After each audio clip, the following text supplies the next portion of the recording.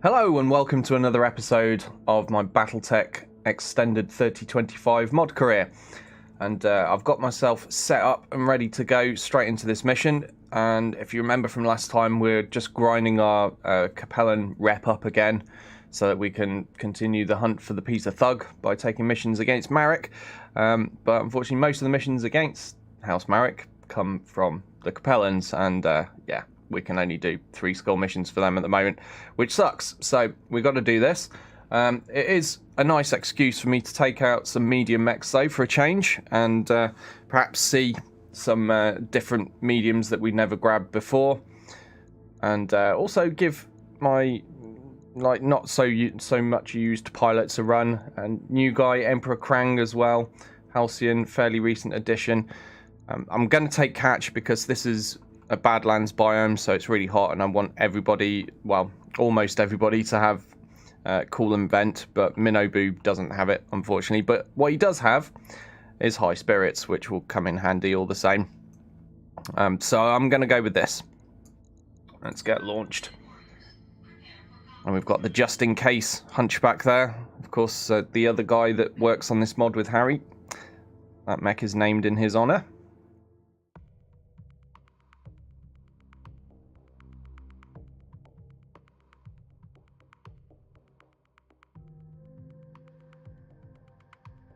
I'm kind of hoping to see a Dervish, because if I remember rightly, I've got 3 out of 4 pieces of a Dervish. That's a 55 tonner that I've never had a whole one of. I wouldn't mind getting my hands on one of those just to see what it's like. I mean, it's going to be pretty similar to the other 55 tonners in that it's got quite a big engine in it, so it's quite fast. So you won't fit as many weapons into one of those as you would, say, a 50 tonner with a slower engine. But it could still be interesting to have a look at. There's also the Whitworth. We've never seen a single Whitworth. Maybe one of those could show up. Anyway, there's a whole bunch of mediums that we're yet to see. So fingers crossed something cool shows up, since this is a 2.5 skull.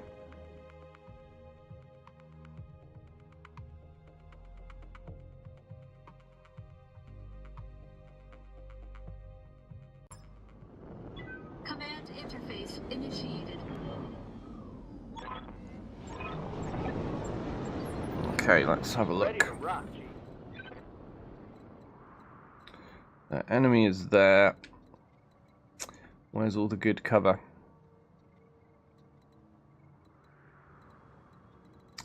Guess I'll swing up this way and into those trees. I like the look of over there.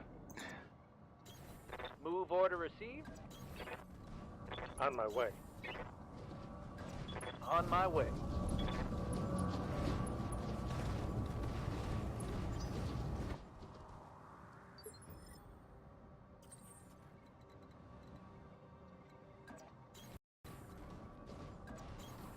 Moving to position.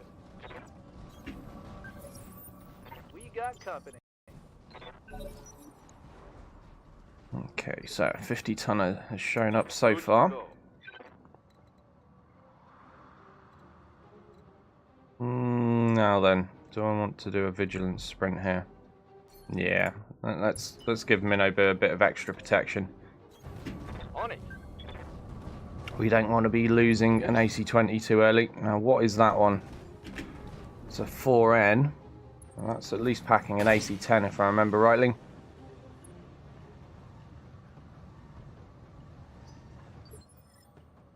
Let's have a look. Oh no, it's not. That's the AC-5 and the LRM variant.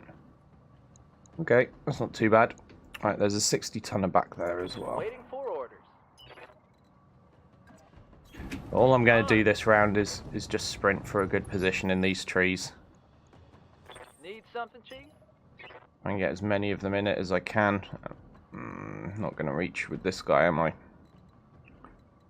Okay, so maybe I'll just go for a move and brace with Emperor Krang. Yeah. What can I do you? Now, Halcyon has LRMs, so I'm thinking I'll just pop him into these trees here. piece of cake. Pretty much any cover will do for the LRM mech for the time being. And that frees me up to actually start firing at this guy. It's just 2 LRM-15s, so it's not the crazy amount of LRMs we're used to on the Stalkers or the Highlander or the Longbow that we're currently using fairly regularly. Obviously, my Highlander build and the Longbow build both have 4 LRM-15s. This guy, he's only got 2, but to be honest, 2 LRM-15s on a 50-ton mech is actually quite a respectable amount of firepower. Hit him hard. Commander. Now then.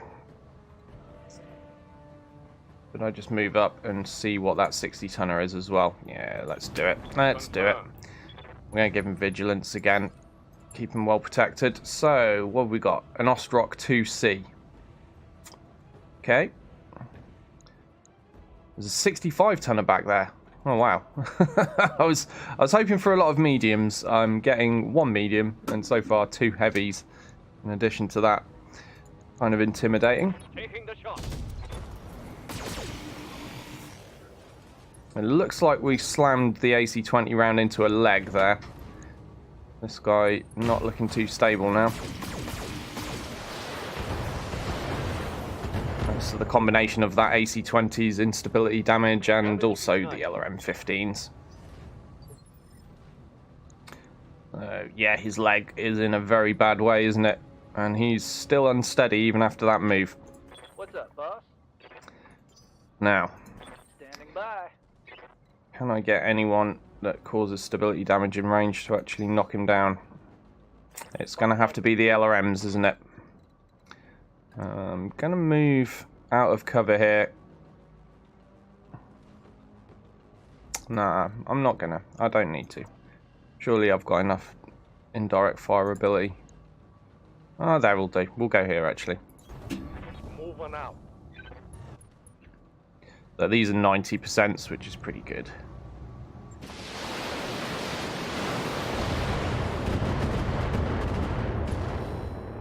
Down he goes. So that sets him up nicely for hopefully my Hunchback 4P to just wander over there and zap away at the center torso. So that'll be catch in that.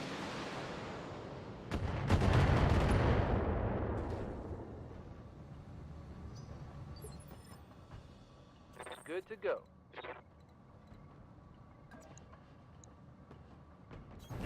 Moving out.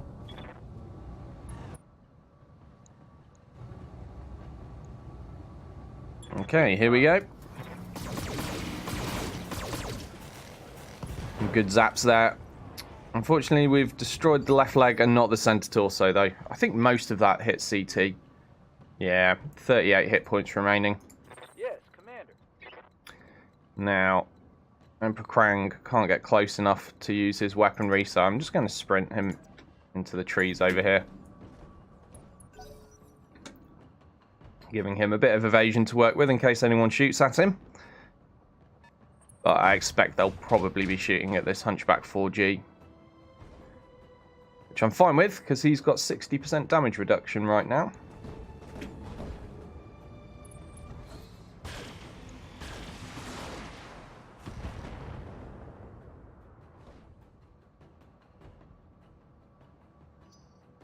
Hot damn, let's do this. Receiving you.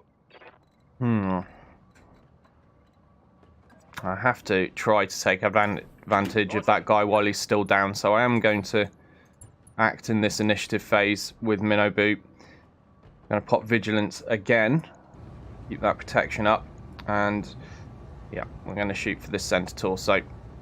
Firing all weapons.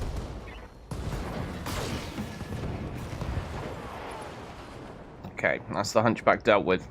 That's a kill.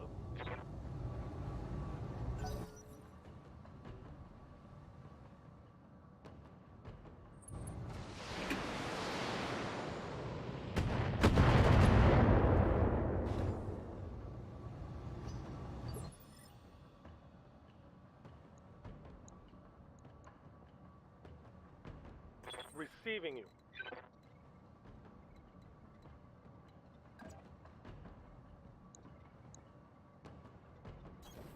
coordinates received. Time to start work on the Ostrock. Of course, amongst other weapons, he is packing 2 large lasers. And that is quite an intimidating amount of damage for any mech, let alone these Hey there. low armoured mediums that I'm running. Right, finally we managed to get Emperor Krang into range. He's going to let rip with everything he's got. And we're just looking to keep adding more stability damage to this guy at the moment. Receiving you.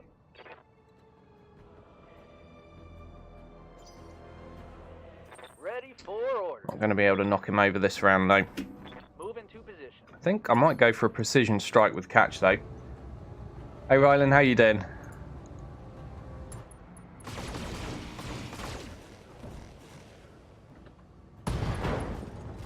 That looked good. Target eliminated. Down he goes. Oh, glad I brought Catch on this mission now. He's proven very handy with those precision strikes. He's in the right mech for doing it as far as I'm concerned. That Hunchback 4P with the medium lasers. Very, very decent loadout. Good for scalpel hits. You know, just pinpoint laser beamy damage. Right, so we've got a Jaeger mech 6S. Main thing to remember about those is they have a pretty squishy center torso. Now, the downside here is I'm going to have to move out of my cover if I want to shoot at him. So, I guess that's what we'll do. So, I'm going to move Minobu here, and then I'm going to go for a Vigilance again. Of course, repeatedly using him at the front and popping Vigilance on him every turn is a good move because he's the guy in high spirits. But it's not costing us too much to do. Right, he's going to be a bit hot if I fire everything. Not a great chance with the AC-20 there. I'm going to need to give that ballistic a rest probably next round. But we'll fire one more time. He'll be hot after that, and then that'll sync up nicely with... oh, horrible miss. I was saying that'll sync up nicely with next round, which I will probably just do a brace, allowing him to lose heat and also get rid of the inaccuracy from firing the ballistic continuously every turn. He's the only pilot that I've taken out on this mission that doesn't have coolant vent as well. So. How's it going?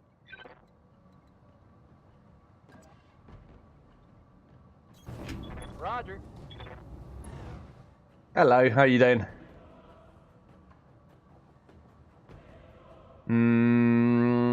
I think I might go for some vigilance on Krang as well. Since he's out in the open. There's the trouble with these short-range mechs. I can't afford to just sit back in my cover and shoot. I don't have the luxury of range. Right, I'm going to move Halcyon out here because I do want to try to move him up to this patch of trees, but I don't want him to get seen and shot while I'm doing it. But I think he's out of range, out of sight range, I mean, from this Jaeger, so he should be all right. Not a great chance to hit with the LRMs though. It's only 60%, but we'll be doing a little bit of damage.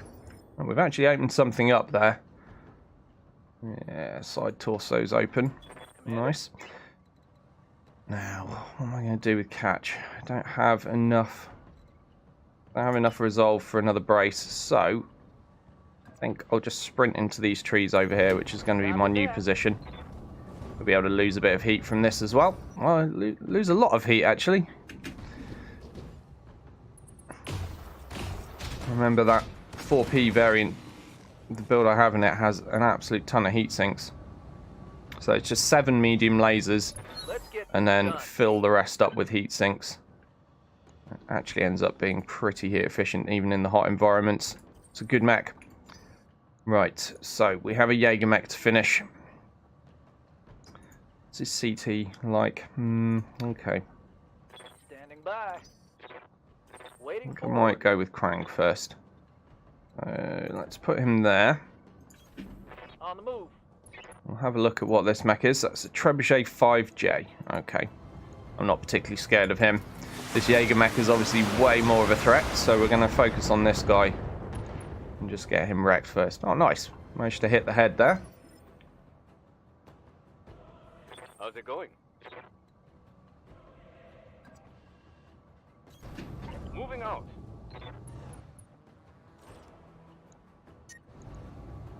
Oh, yeah. I'm forgetting. I was actually just going to switch that off.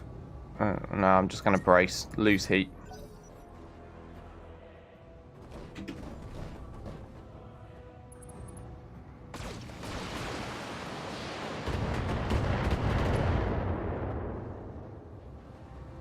Minimal damage on that hit.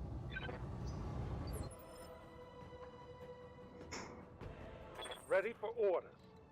Okay, Halcyon has made it to the next patch of cover. Yeah, I like the look of that. 95% chances to hit Firing a full on this stop. Jaeger mech. It's pretty good. Well, it doesn't get better than that, in fact. It's more than pretty good. Nice. Commander? On my way. Now I'm going to go for a precision strike with catch. Yes, there we go. This guy's set up nicely for that. Pretty sure that's enough. Down he goes.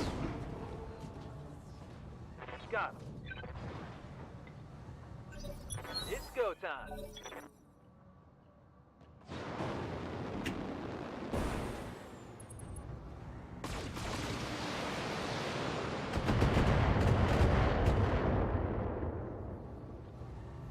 Damage is light.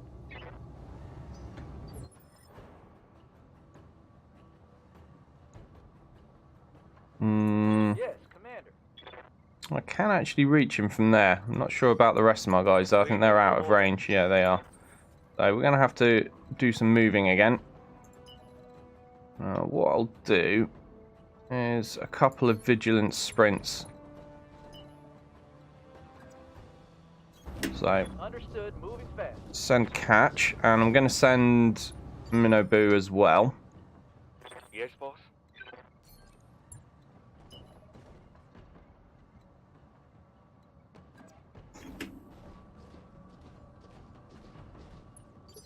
So they'll be in a better position next turn to chase that guy down. Yeah. Now Halcyon, he can continue to fire from the safety of these trees. 45%. It's not great, is it? He's got loads of heat threshold, so I'm not in any concern about firing low hit chance volleys. May as well keep firing every turn that I can. And at least we've reduced a little bit of evasion. Emperor Krang is going to have a really hard time landing this shot, though. Even after knocking that evasion down, yeah. I'm not even sure that's worth it with Krang, so we'll go... yeah, we'll just go for a straight-up sprint here, because I think he'll be safe due to lack of line of sight from that guy. Show 'em what you got. Right, now then, these guys that I put vigilance on can act immediately, which will be before that trebuchet has any opportunity to do anything in initiative phase 4 here, and he doesn't go till 3, so I'm going to make the most of that, and I'm just going to straight up try to burn out his center torso, and catch is very well equipped for that job. Ooh, everything hit CT there, that was good. 36 hit points remaining. Now, can Minobu finish the job? Can I get Minobu into a position to finish the job? There, I guess. Copy that. Now, it's going to leave him poorly protected. Let me just check his armor levels. Not amazing. But if I go for this guy could well be dead. Just need a couple of lasers to hit, or a single AC-20 round. Let's risk it. No! One laser hit the center. The other two weapons went off target. I mean, they still hit him, but not where I wanted to hit him. It's alright. It's not the end of the world. We've still got one more chance to finish him off before he can act. So, move Halcyon up just to get him the best chance possible of hitting. And I'm pretty sure with a volley of LRM-15s, we should be able to knock 16 hit points off that guy's center, right? Surely? Firing Maybe? full complement. It should be. Should be fine.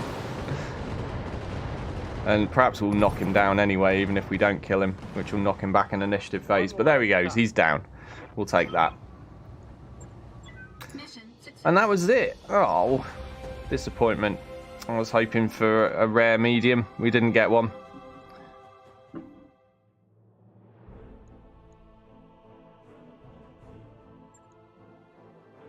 Okay, rep is going up nicely with the Capellans now, which is what we want. Just check in, see if there are any good weapons that I want to grab first. There's a +4 damage SRM4. That could come in handy for the short bow. Okay, so I'll take that.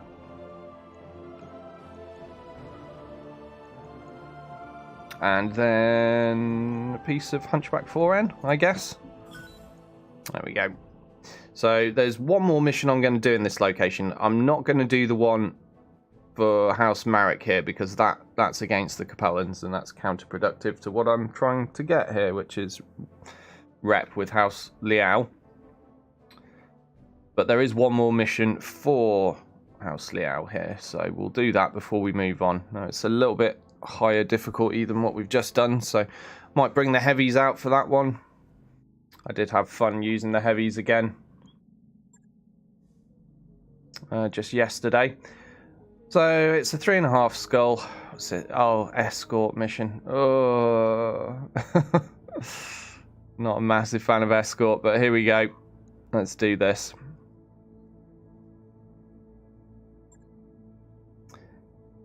So, what was the environment? Tundra. Right, let's dump off all the pilots and the mechs. And bring in the heavy lance. No, not you. 4P I'm after. There we go. So that's LRM. That's Scout. And then snipers 1 and 2. Right. So who am I going to take along for this? I think it might be time for Team Frosty Reception to get an outing. It's been a little while. Apparently I've failed to drop Buzzkill in his mech. There we go. That's better. Right, so we've got Sarge in, we've got Buzzkill in. Got to take Minobu again. Because Minobu has got high spirits. And then I need one more for the Stalker. Now, the Stalker pilot could do with being someone that has coolant vent. Just because that comes in so handy, and this mech will heat up eventually, even in the Tundra environment. So I might bring Halcyon for this, you know? Yeah, I think Halcyon's in. So, yeah, here we go. This'll do.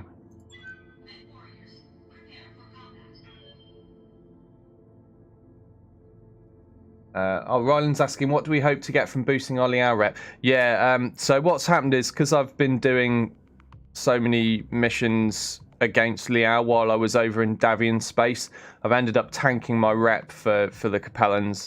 They're really upset with me. So the highest difficulty mission I could do right now for them was 3 skull, which isn't high enough for me to fight good missions against House Marek to find the thug piece. I need to be doing high level missions for them, so I've got to get the Liao rep up in order to be able to do higher level missions for Liao against Marek. So bit convoluted sounding, but that's what needs to be done. So I've been forced into doing some lower level missions, which I'm not against. I don't mind. That's why I keep the other mechs in the mech bay, give them an outing now and then, give my lower level pilots a go as well, and hopefully see some different things. But yeah, the main aim is to try to get this rep up. So I think I'm liked now. So I have gone up 1 rep category. I was down to indifferent before I started doing this yesterday. Command interface initiated. But I'm thinking, fingers crossed, and we're at the right end of the map at the moment. After I finish doing this, that fingers crossed on this circuit of the Marek territory, we should finally be able to complete that thug. Talk arrive. Something's on sensor. Alright, what are we up against? 20 tons? 40 tons. And what are you? Am I seeing that right? 15 tons. Wow. Now that's a mech we definitely haven't seen before. A 15 tonner. What's that going to be? Like a flea variant or something? We'll have to find out. Well, I don't... Oh, look, there's a flea as well. Let's have a look. Now, I don't remember encountering fleas before. I certainly didn't get any parts. So that's the Flea 4. And that is armed with 2 small lasers, a flamer, and a large laser. That thing's got a large laser in it. You what? That's actually kind of scary for a 20-ton mech. A 20-ton mech with a large laser. What armor does it have? Not a lot, but yeah, I'm still kind of scared about a large laser being in that. Well, never mind. Buzzkill's got 4 large lasers. Let's see if we can just wipe this guy out. Should I try for a headshot? See if I can salvage that. Let's do it. Why not? Time to unload. Did we get it? I think we did get a hit in the head. I think I No? have something good. It's really hard to tell on such a small chassis where you've actually hit it. Oh, we did get a shot on the head. So he's got 1 hit point on the head. But obviously we've also obliterated absolutely everywhere else on him. Receiving you. Okay. Yeah, let's reveal what that 15-tonner is. I think that's a flea variant. There was a 15-ton flea variant.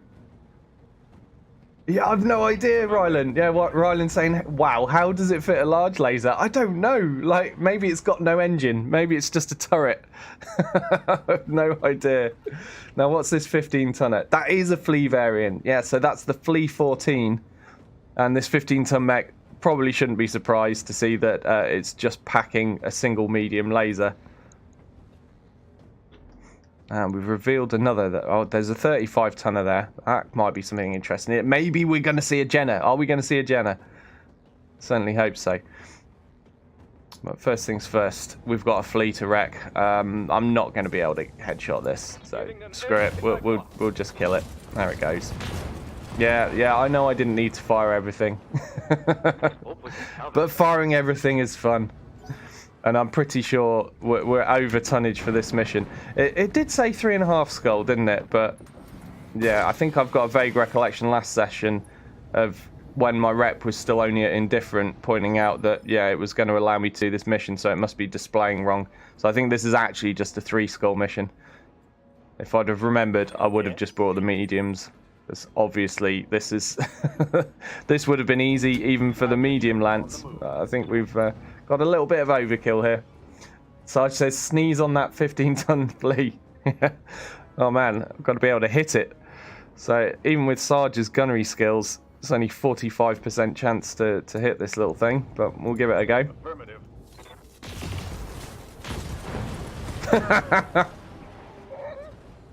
Never doubt Sarge.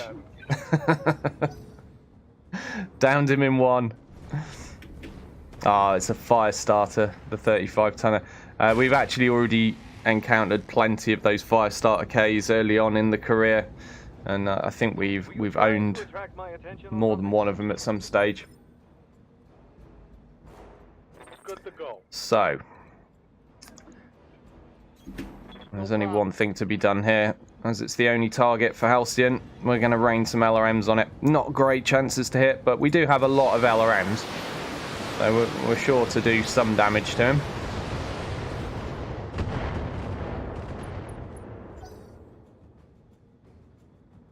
Now, what's this 40-tonner? A Cicada 2A. Well, I think that might be the first Cicada 2A we've encountered, because in storage, I have 1 piece of the Cicada 2C, I think it is. But I don't have any pieces of the 2A. Commander. Does he still have flamers? He does still have flamers. So the 9K variant has 2 small lasers, 2 flamers, and a large laser. Well, clearly that is way scarier than a cicada, so I'm just going to focus on this fire starter for now. Here it comes.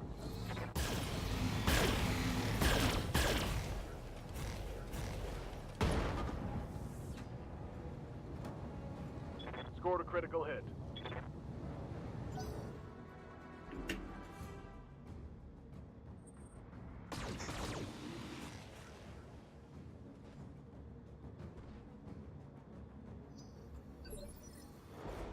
Waiting for orders. Position confirmed. Roger that.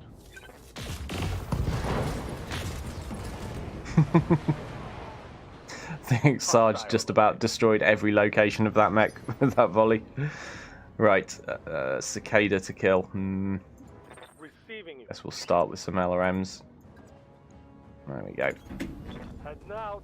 Don't want to be inside the minimum range and have reduced chance to hit. We'll go for this. Gets 95%.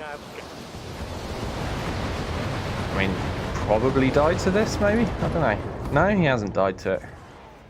They don't have much armor, though, those cicadas, so there's probably not a lot left of him.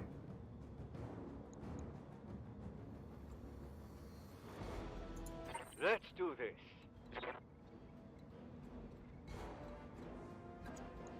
Ah, screw it. We'll just stand there. Stand and shoot. We don't need to worry about cover or anything special like that. He should be knocked down from that.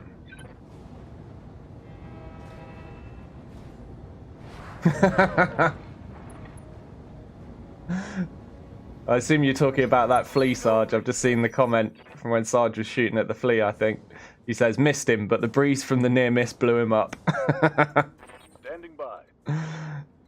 That is definitely believable. Heading out.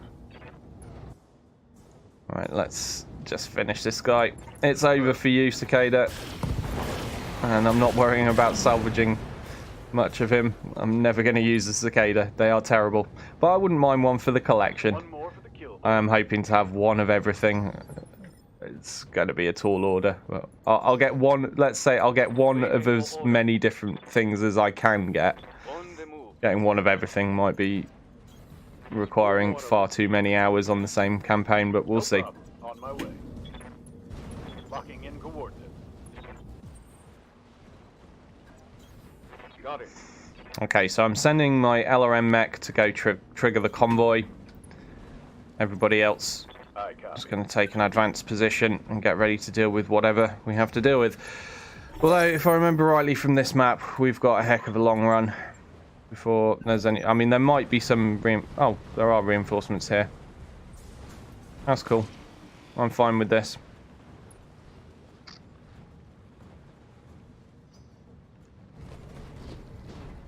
They're all light mechs still.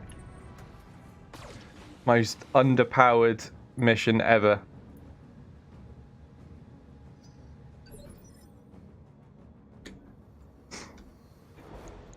Okay, so we've got a Stinger 3G over here. I do like how the Stingers look. They're pretty cool. I mean, mostly because it looks almost identical to a Phoenix... Well, it is identical to a Phoenix Hawk in many ways. It's just a shrunken one. But it's a cool looking mech. We've got another Flea 14 over here. So, another 15-ton mech. Looks kind of cool in the Marek colours. And some kind of vehicle. So the 35-ton vehicle is probably the scariest thing on the map right now. Got something you want done? Location confirmed. Right. Screw protection. We don't need protection. Oh, there's something else there. Another vehicle. I'm going to shoot at the striker then. Firing full complement on the enemy. Since it's scarier than the mechs.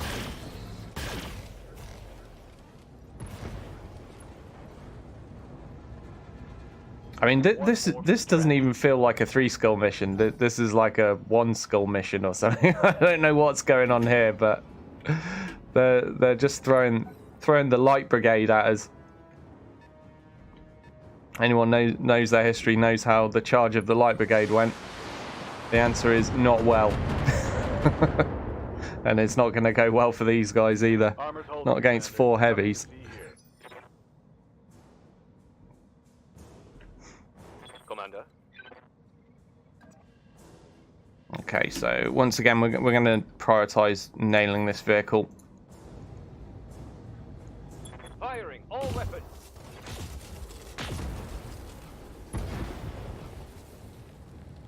Vehicle trashed.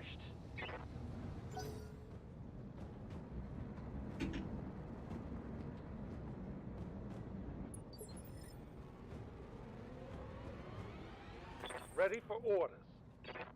I'll save him till last. Where's Yes, Sarge? Commander. There's Sarge.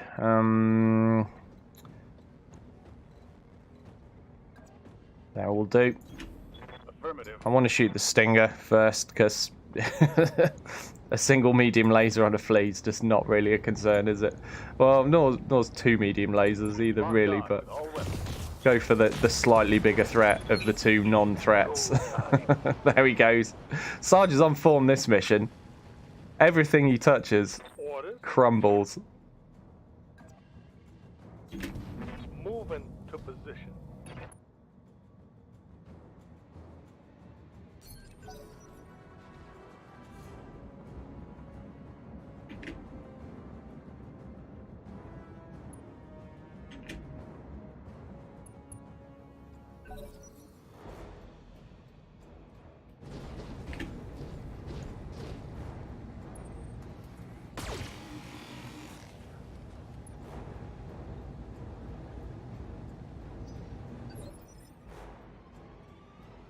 Receiving you.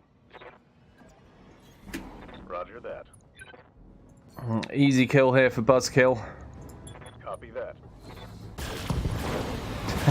Down it goes. Smash.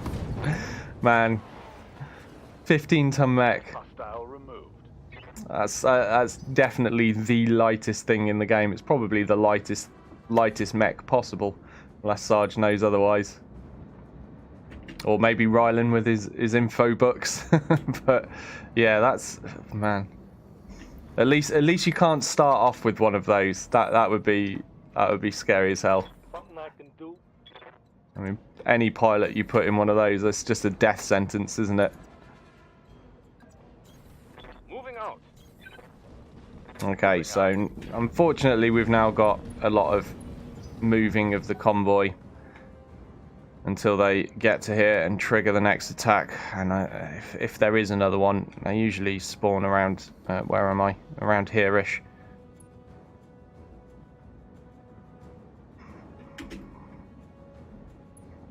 So sadly we've just got to go through the motions for a bit, and this is why I'm not a fan of escort.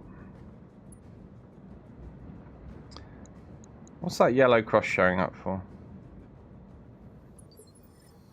Oh, I've just got to escort them to there first. Is that all that marker's for? Yeah, I think so. Ready to get it on. What's up, boss? On my way.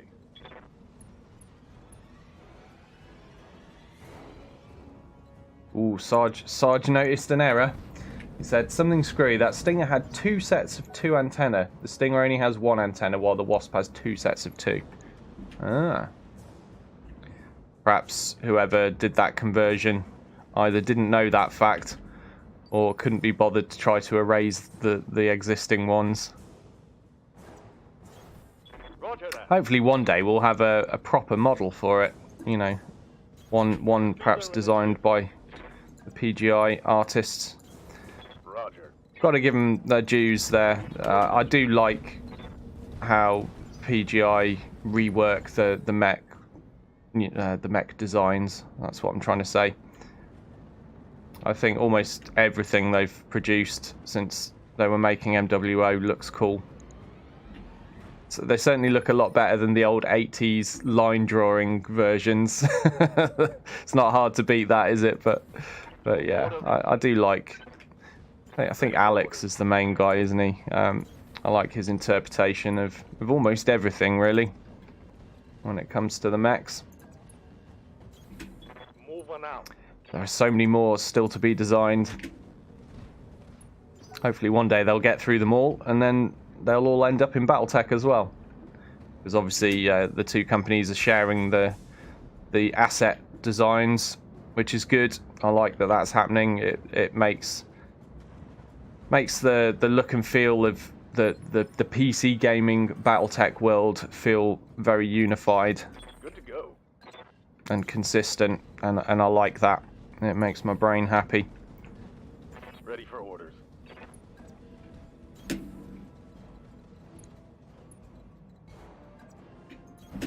Location confirmed.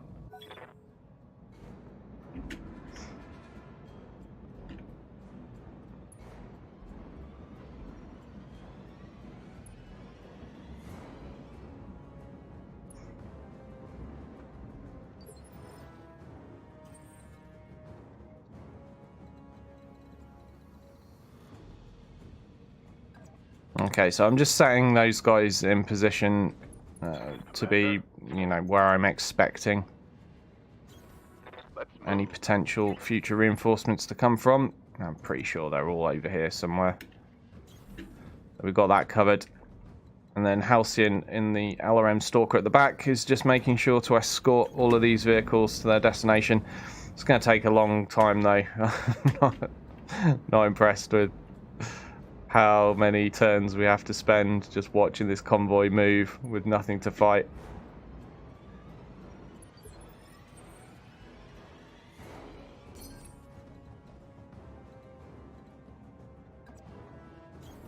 Piece of cake. Hunkering down.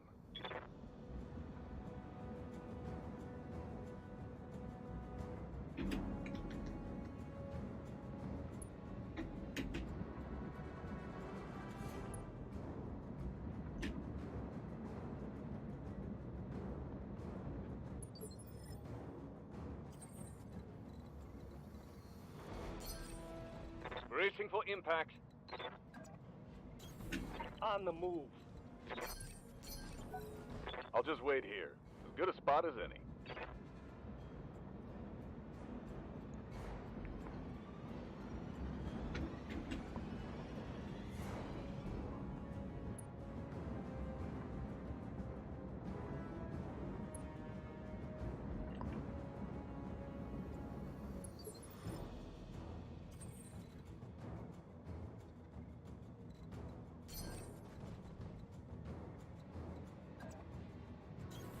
On my way.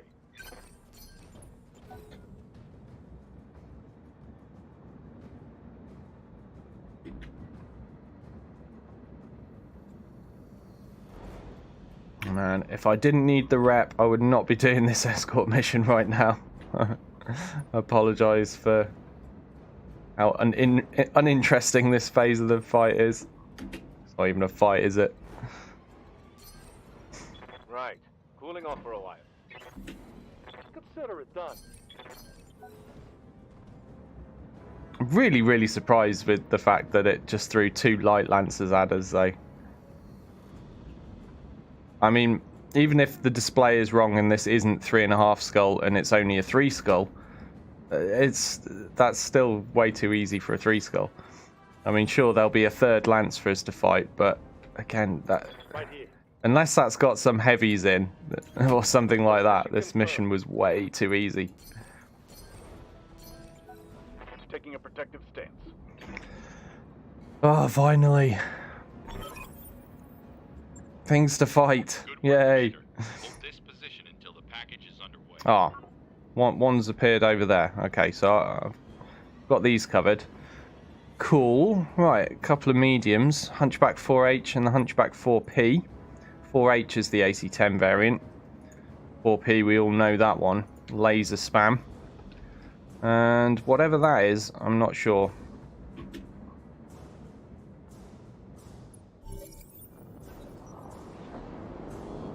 I think Halcyon should be able to hold that guy off with his LRM-20s.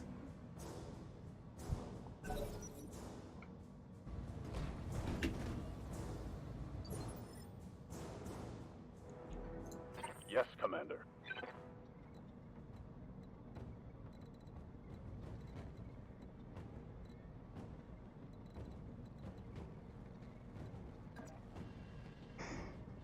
Okay, you might be wondering why I'm moving there, because I've already got line of sight. It's because there wasn't room for Sarge to get in the cover of the trees previously, but now I know that I still have line of sight from that position. I can move Buzzkill there, and then Sarge can step into the space that Buzzkill was previously in after Buzzkill's done some shooting. So, I want to shoot up this guy. Let's just blow off... No, actually, I don't want to blow off that AC-10, because there's a chance it might be an improved one. Probably won't be, but... let's just shoot a leg instead.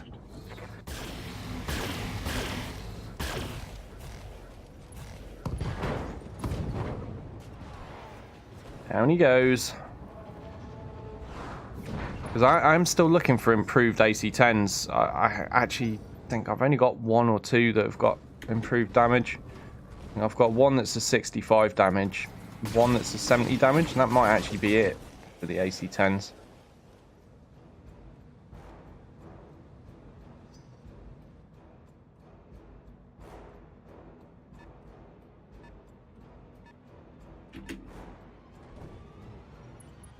Ah, it's only a Shadow Hawk over here. That's not scary, is it? We can deal with that, no problem. Commander. Can't get in cover. Never mind. We'll cope without cover then. Actually, thinking about it, I need to keep moving this guy and keep him near the convoy for now. So that's what I'll do.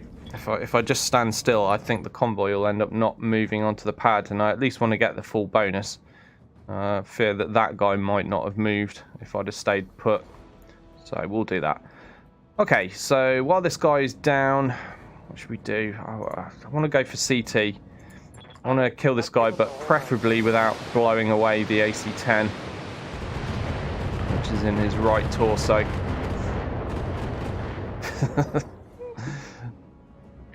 Missiles. I'm just laughing because they're not accurate. Trying my best, but actually I think we got away with that. We barely hit that torso at all. Standing by. Right, time to do Sarge. Copy that. We need pinpoint precision, Sarge. Hit that center torso. Look good to me. I think still maintaining every time Sarge has fired, he's killed something this mission. Yes, Pretty good record to have. Right, so we can't get an angle on this other dude, not while remaining in cover.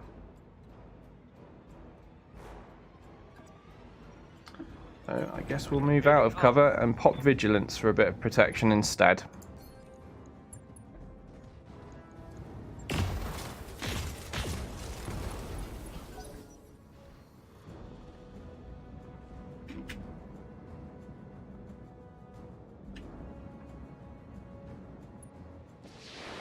Cool, that should be the convoy away. Oh, one of the convoy vehicles contributing with some LRMs there, that's nice. Objective is secured,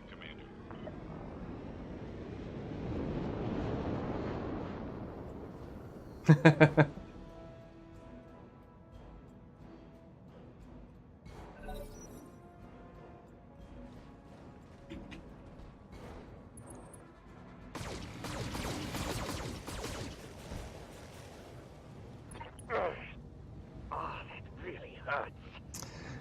Well, that wasn't very friendly.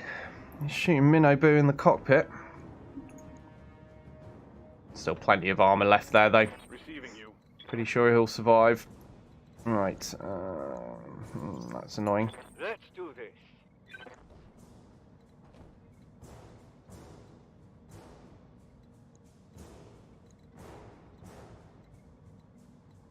Doesn't really matter where I go, does it? Okay. Well, that's in cover, so we'll use that. Affirmative. Gonna go precision strike. Just aim for the center torso. Good shooting. Everyone's shooting really well in this mission. Surprising.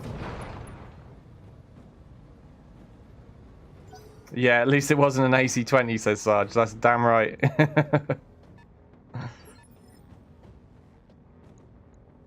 Ready to get it on. There was no way I could get Buzzkill a shot, sadly, so think I'll just use him to sensor lock instead. And we're going to sensor lock this Shadowhawk, which will allow me to shoot at it with the Stalker. If I choose. I might actually just shoot the Stalker at this guy after all. But we'll see. Orders. I'll hold on that decision until Sarge has done his work. Aye, aye.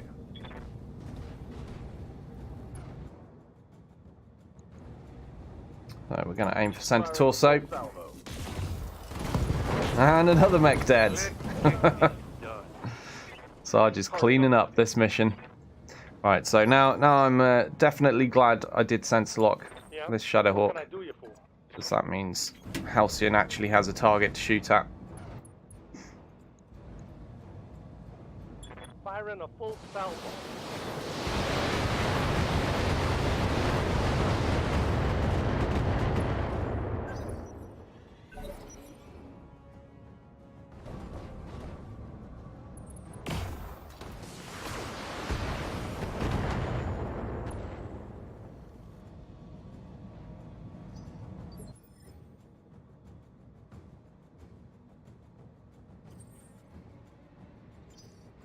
Good to go. Moving to position. Firing all weapons.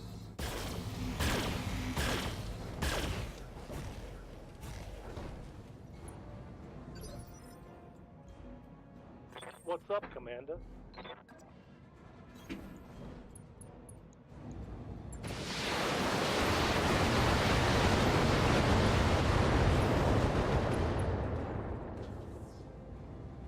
Oh, nice hit on that one. Nice hit.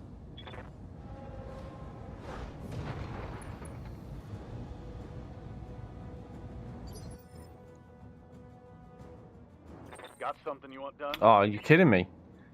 Sarge actually has a shot on from there. We'll take that. Wasn't expecting to be able to shoot. Okay.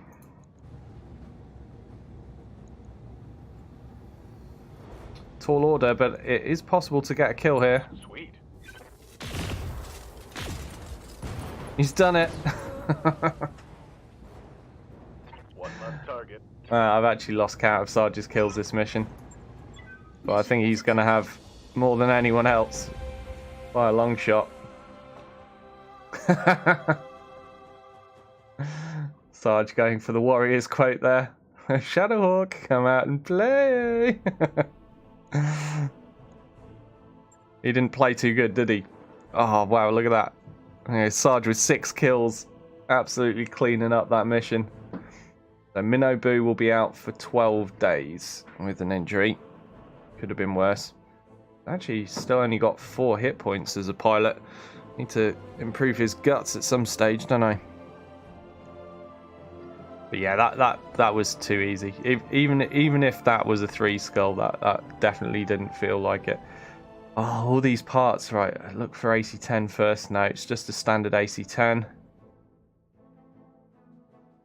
Right, so we can choose 3 pieces of mech, and I'm going to take some of these flea parts. Like, I don't have a flea. I don't, you know, there's 2 different fleas up for grabs here. So we'll take part of the flea 4.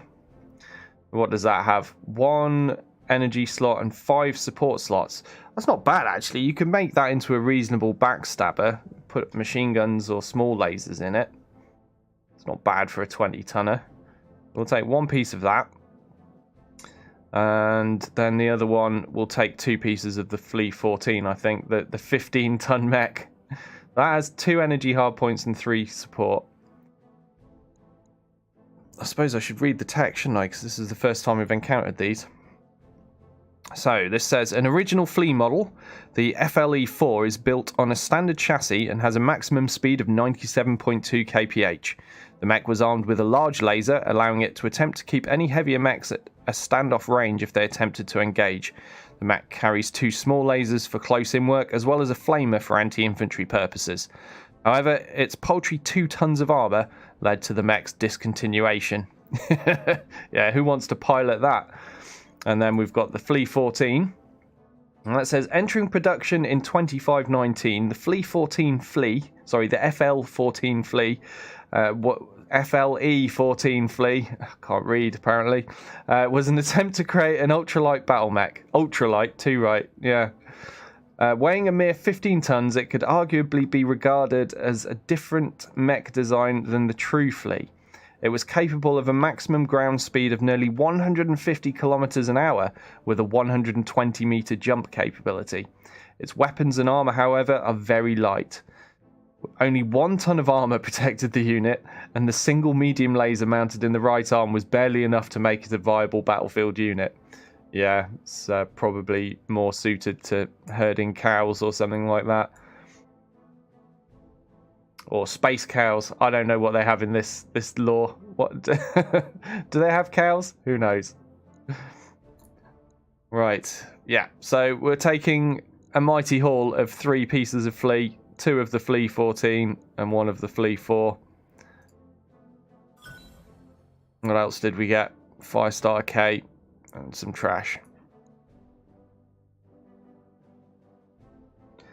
Rylan says, you think they use medium lasers to herd cows? You never heard of a cattle prod, Rylan? I feel a medium laser isn't much more threatening than a cattle prod.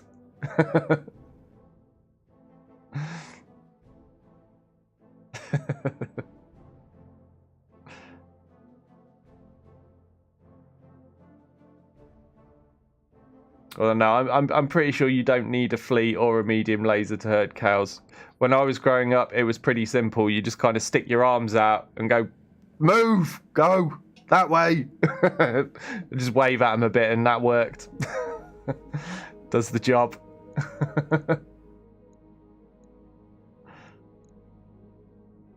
Right, it's moving on time, isn't it? It is.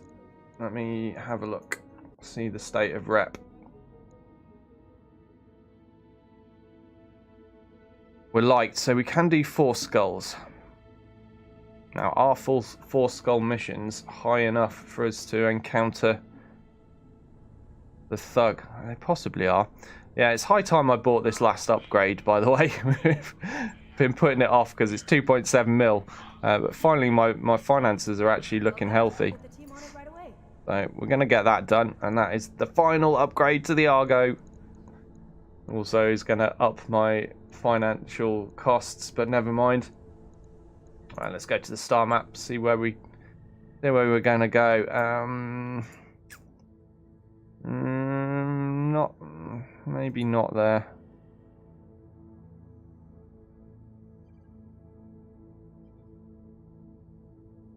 Actually, I don't want to do the flashpoint, but I might just go to the location anyhow. This is on the way. Right, so it's 3.5 skull. It might come in handy to do this. It's only 10 days travel. The correct factions are present. And it won't do me any harm to get a little bit more Capellan rep.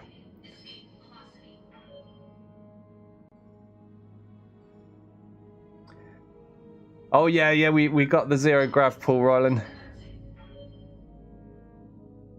That was that a couple of episodes back? I can't remember. I remember telling Sarge when I was getting it though, because I know he'd been looking forward to that.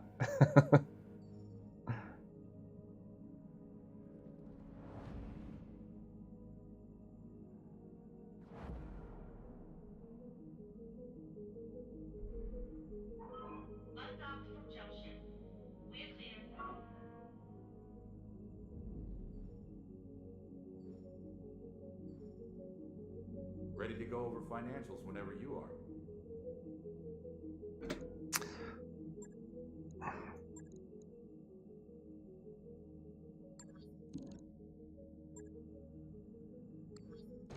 Almost paying out 1 million C-bills a month now. Waypoint reached, Commander.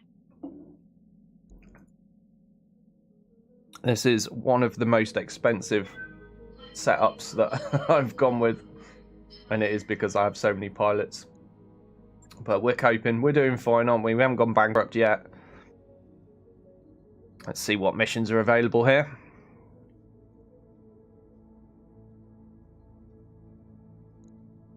Ah, come on, really? Okay, that's against pirates.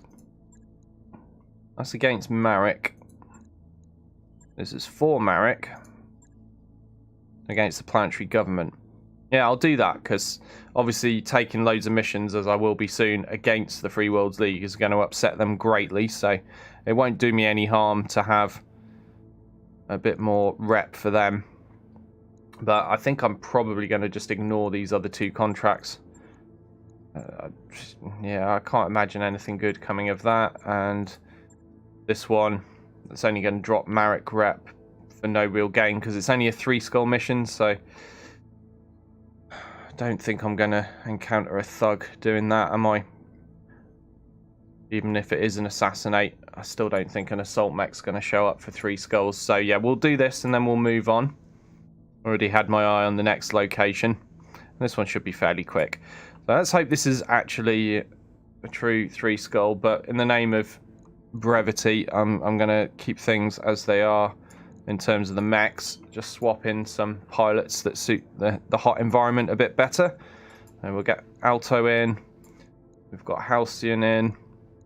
I must have someone with better tactics than Halcyon for the Stalker. Have a look.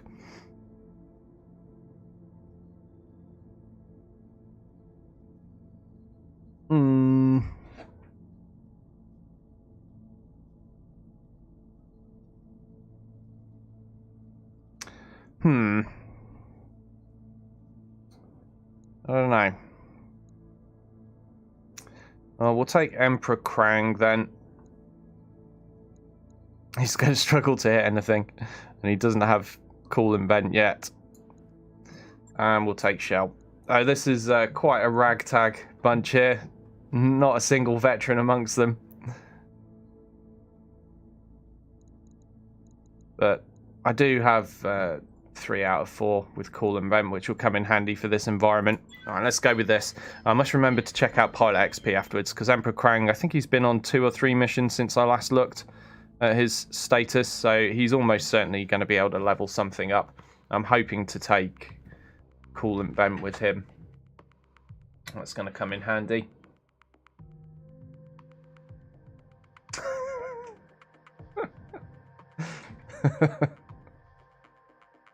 So I'm just laughing at the stuff Sarge says, as usual.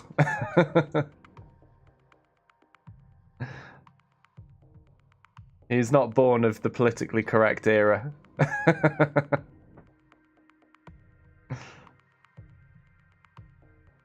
That's why we love him.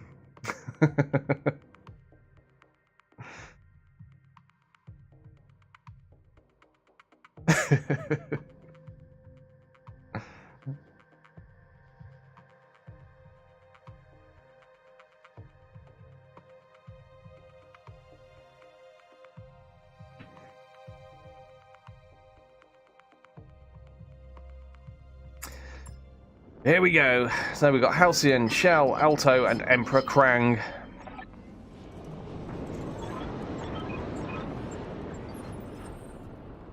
Okay, let's just get this What done map are we on? so we can get out of here.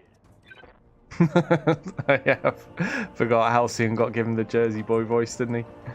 Oh yeah, it's this map. Okay, so I want to go this way first.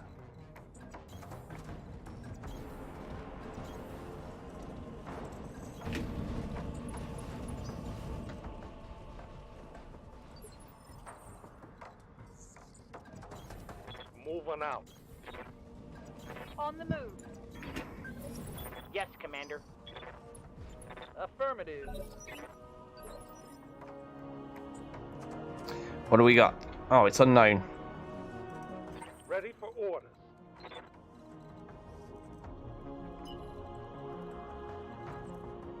Okay, let's give Halcyon vigilance, and we'll go for a sprint, just so we've got line of sight to him. Double time. Let's go. It's a Shadowhawk 2H, and we've still got another couple of unknowns. Awaiting orders. Yeah, Certainly. we'll do a bit of shooting here. I think we can afford to get shot a little bit by that thing. It's not going to do us too much harm, is it? Well, as long as it doesn't hit us in the cockpit with the AC-5. Although, hopefully, he'll just be shooting at Halcyon if he shoots at anyone, and he's very well protected. Yes, Commander. Move order received.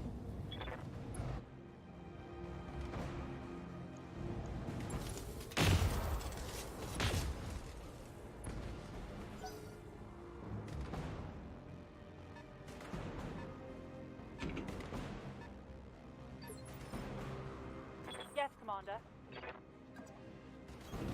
Moving to position.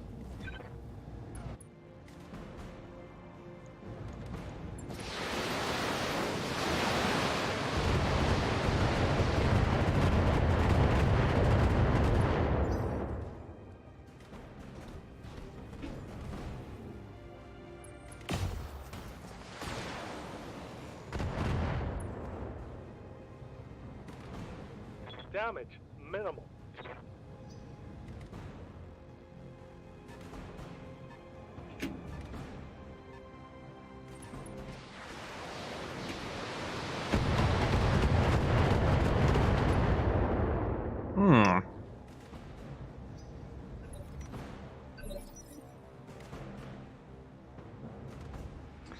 Seems like an interesting amount of LRMs, which is what I'm puzzling over. I wonder what that might be over here. Fingers crossed for something cool. Right, we'll go for vigilance again on Halcyon. Keep him protected as best we can while he's front lining it. And we're going to try and knock this guy down. Down he goes. That sets him up for a finisher. Yeah, it didn't seem like enough missiles for the Trebuchet 4N, did it? But it seemed more than just 115 for the J. Well, we see something here that's new. That's the Chameleon 7V. Let's get a close up on him. Some of you may recognize this. I think we saw one once before, but yeah, some of you may recognize this as the Arctic Cheetah from MechWarrior Online, but it's been it's grown a little bit and gotten a little bit fatter to become a medium mech, and it's representing the Clint. Sorry, not the Clint, the Chameleon 7V here. So that's packing what, a large laser, a couple of mediums, 3 small lasers, and 2 machine guns. Wow, that is absolutely crammed full of support weapons, isn't it? Interesting. I wouldn't mind salvaging some of that. I think I might have one piece of one of those. Maybe it was a different variant. I'm not sure, but I think I've got one piece of one of those. Anyway, first things first, we've got a down Shadowhawk to worry about in the meantime before we can focus on that guy. So let's try to drill the center torso out. But yeah, back to what was shooting the missiles at as debate. I was thinking it didn't feel like enough for the standard Trebuchet, but it felt like maybe that it was more than just one LRM-15, which is on the Trebuchet 5J, or whatever it's called. So I was wondering if perhaps we're seeing a different variant, and it definitely felt like more than it was definitely more than an LRM-10, wasn't it?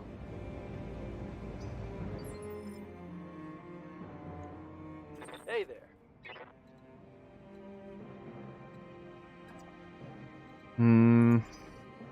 Orders.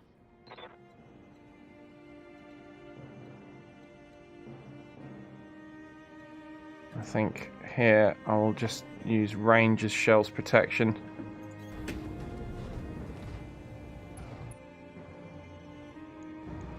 Copy that. I'm going to be very disappointed if it does turn out to be a Treb Sarge. We've seen so many of those. Oh, that was brutal. Mech destroyed. Wasn't actually expecting to kill the Shadowhawk from the LRM volley. We'll take it. Oh.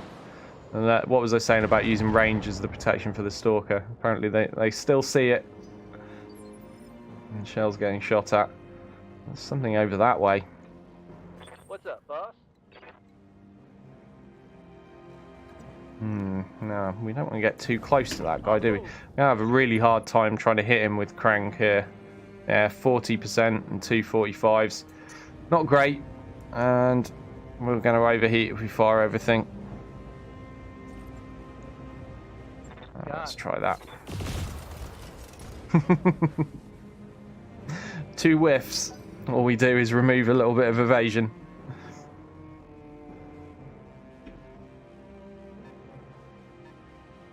I want to know what you are. So here he goes again with the LRMs. I don't know, that feels like more than a single 15, but definitely not 2 15s. It feels like 20 missiles. I could be wrong. It's not as if I'm counting the individual missiles as they're coming in. I don't know. What do you guys reckon?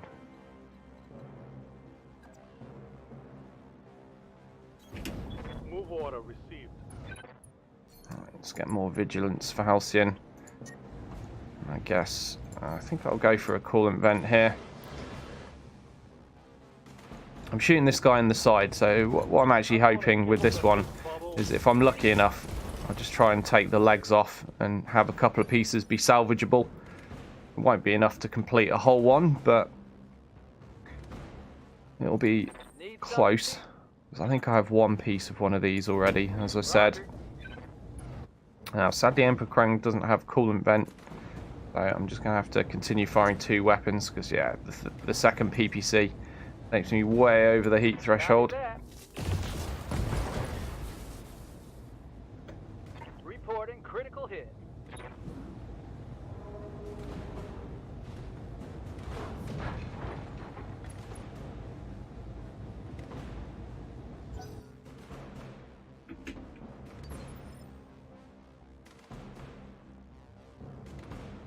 Yeah, that's what I'm hoping, Sarge. Sarge says it could be a dervish.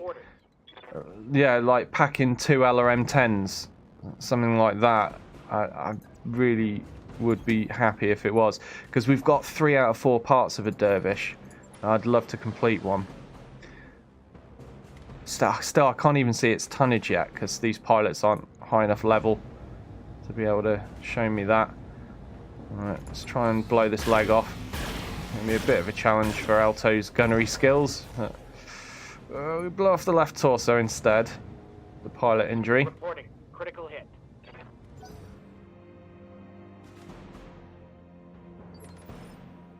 What state is he in now? He's not in a good way, is he? Commander.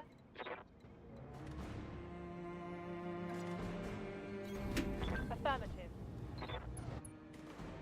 I'm just going to brace with shell and not fire this round, because I'm worried that if I do, I'll end up just killing this chameleon straight up. I don't want to kill him and only take 1 piece of salvage, just in case that's the only cool and rare thing that I see this mission.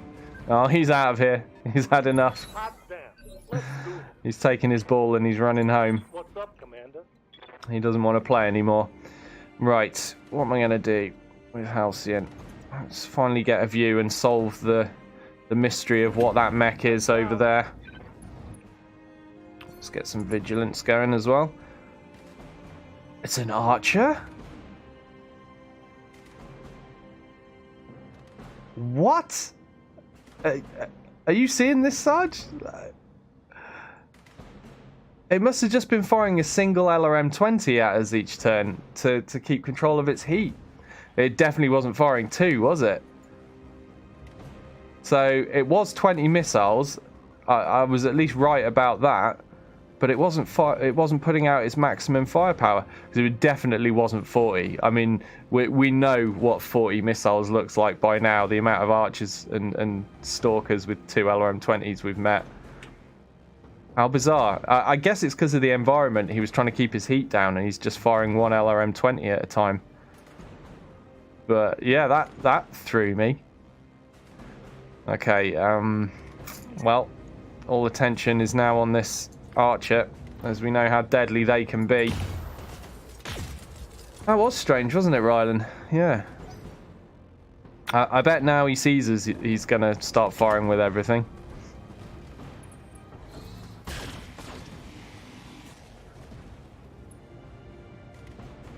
Well, I'm disappointed, because I was really hoping for a dervish there.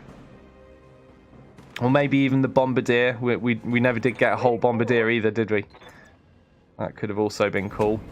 But archers are very, very common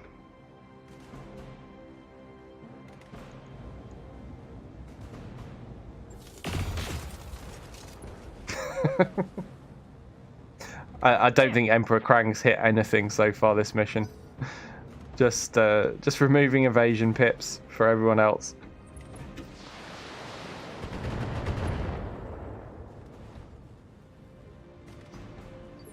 Now that feels like an LRM-10. Whatever that guy is. I mean, that could be a Griffin or something. Yes, Commander.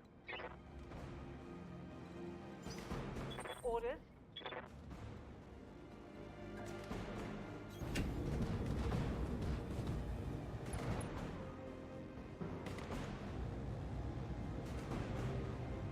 I really don't want to kill that guy and get crappy salvage out of it, but I'm kind of lacking the gunnery skill and the tactics skill to pick him apart with any degree of accuracy here. Gonna have to just try to get round the sides. Hey Catch, how you doing?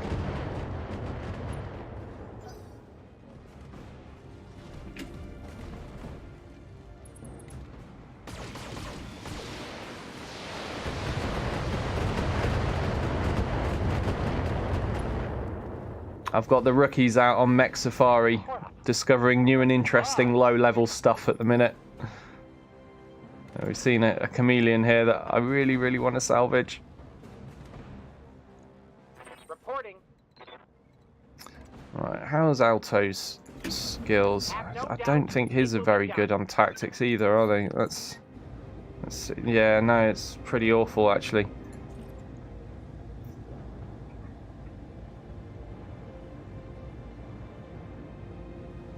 I think Alto and Halcyon are equally awful, but they're the best I've got for tactics out of this group. So, yeah, screw it. That's the best I'm going to get for a precision strike. Let's hope for leg shots. Well, we got one, but it was the wrong leg. But we did also hit the center torso, which is very bad. Didn't want to do that.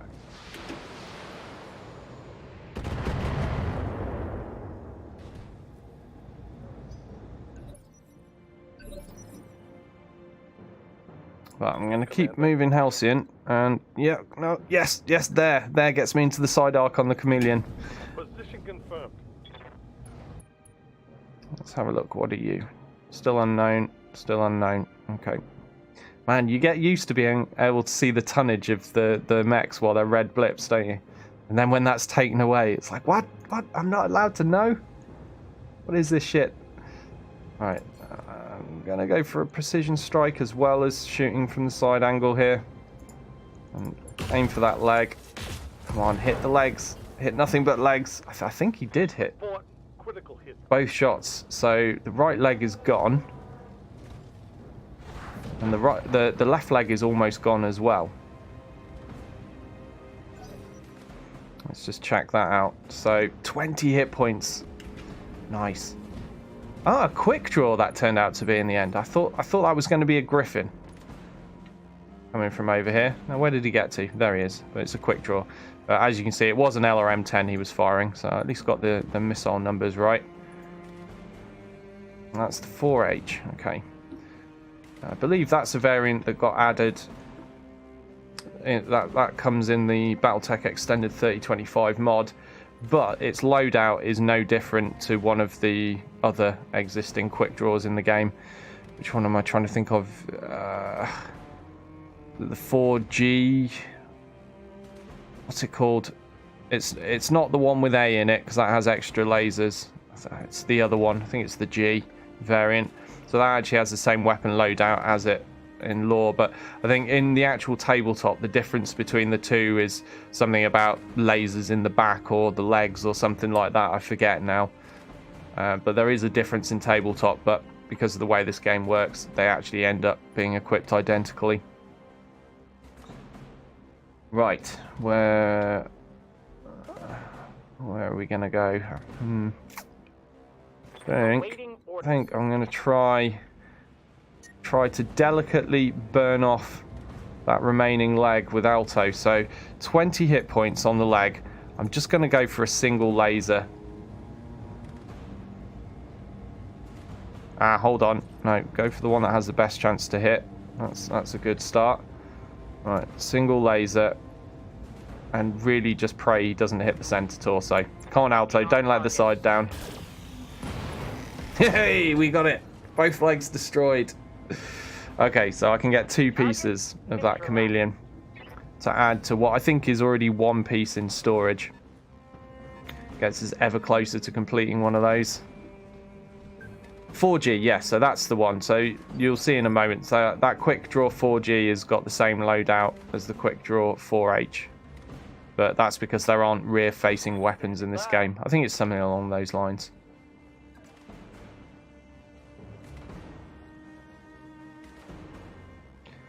That's weird. Oh, it's because it's the Marauder. Yes, Commander. I was thinking, why can't my Stalker shoot at the Archer? Because it wasn't a Stalker. It's because it was a Marauder. And it doesn't have indirect fire weapons. Alright, now we're going to vent some heat. And I'm going to fire shells, LRM-20s, into this Archer. He's definitely the biggest threat. Now I've finished farming that chameleon for parts. I've got to focus on this guy. Right, he's unsteady.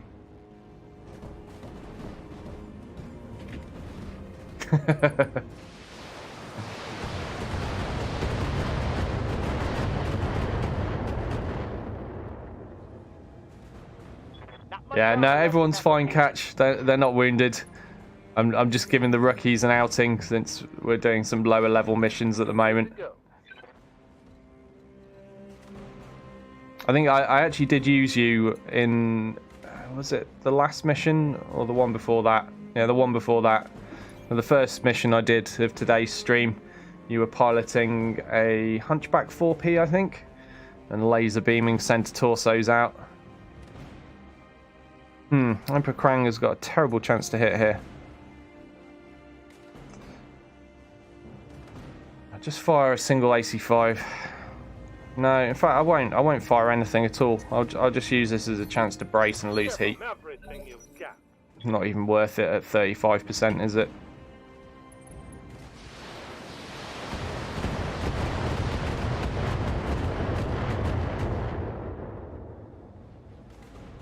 Reporting heavy damage. Okay. This guy needs to go. And again, I think I'm going to start with Shell, just raining missiles on him. We're going to have to drop one of the launchers this time, though, due to heat. Target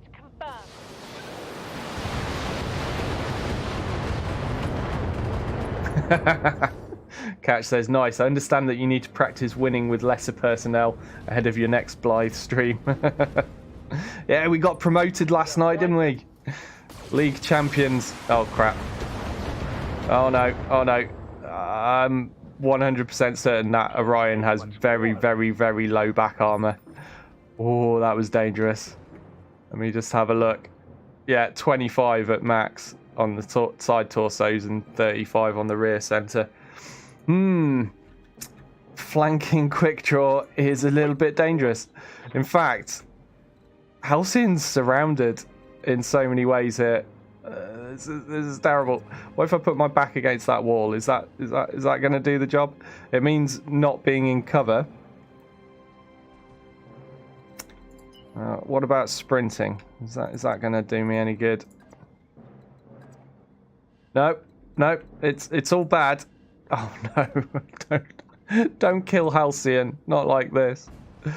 Okay. Yeah, it's going to have to be backs against the wall.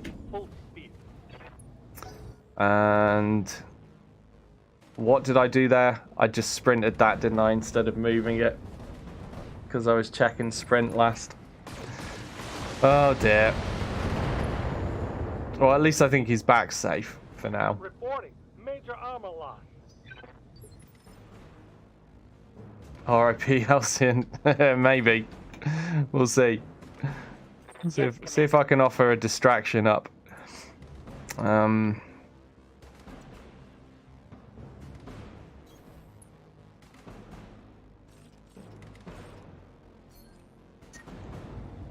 man, really? Still too hot?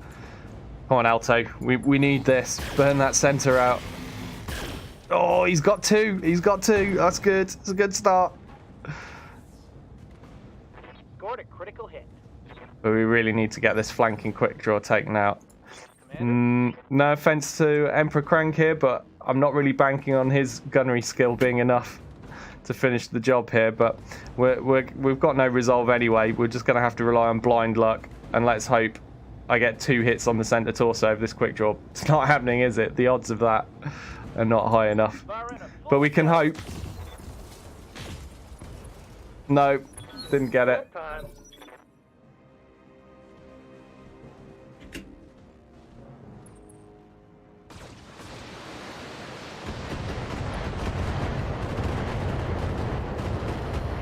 Unsurprisingly, Halcyon has Armor breach. run out of armor now after sitting there with not even a brace. Oh man, that's what happens when you misclick. Still, I don't do it very often. Yes, Commander. Right, so now I want vigilance on him. Well, actually, can I move him anywhere good? No, there's no safe move for him here. What's that? Oh yeah, that's the other quick draw. Yeah, there's no safe move for him. We might be losing a PPC. I can't hide that left arm from this guy. I'm not going to be able to kill that guy.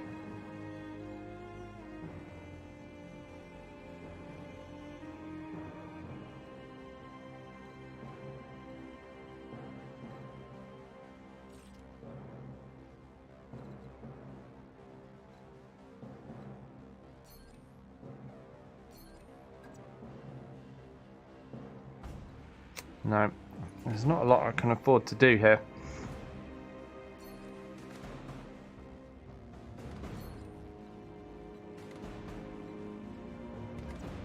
Alright, let's try this.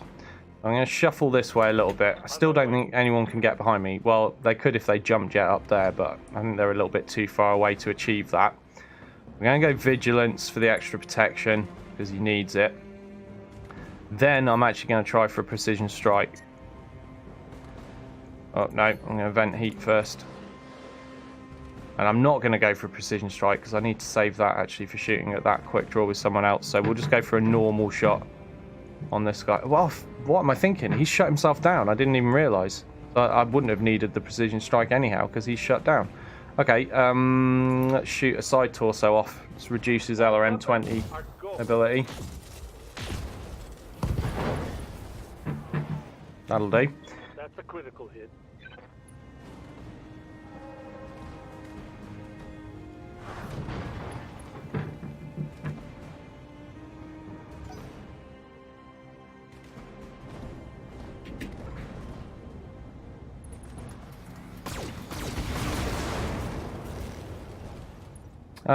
Again, in argument to that Infernal, I would say that Archer was taking advantage of this guy being out of cover and vulnerable. I mean, I still wouldn't have done it. I wouldn't have overheated myself at that point, but I can see why the AI made that decision. I don't think it's just completely dumb of it. Orders. Right, I need to finish off that guy before he has a chance to shoot. So we'll move Alto. Alto's already a bit hot, but we can do Coolant. And then I saved that resolve for a Precision Strike, so I'm going to use that on the CT. Can I fire the other laser as well? I can. So 4 lasers, shooting at the CT, 95 hit points. Oh, I said it's a tall order. Unloading a full salvo. There's 1, there's 2, there's 3. I think he's done it. Oh, Alto saving the day there. Good man. That would be a kill.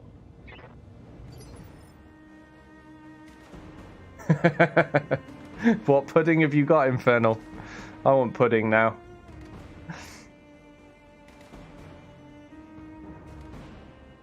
Commander. Right, now Good to go. the next order of the day is take advantage as much as we can of this guy being downed. Oh, that sounds good, Infernal. Solid connection, that one.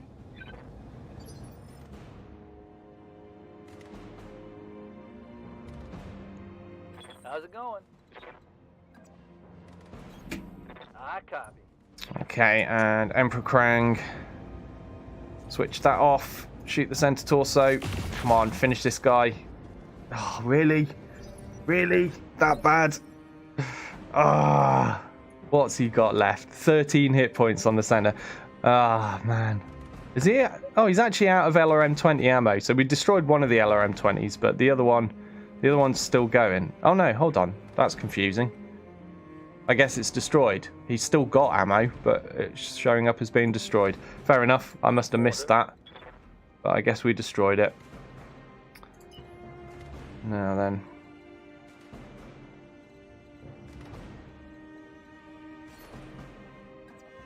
I need to protect the left side of Halcyon.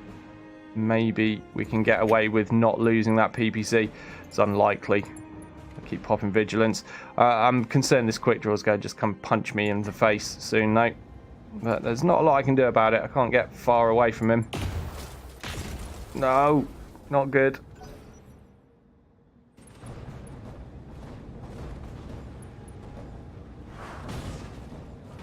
He's punched me, but I think it's only in the leg. Infernal says, I've noticed that I kind of get ill-mannered when I'm in a good mood. Well, more ill-mannered than usual. No worries. Yes, Commander.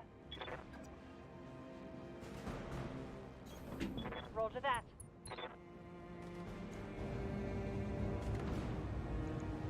Roger that. I need this guy dead.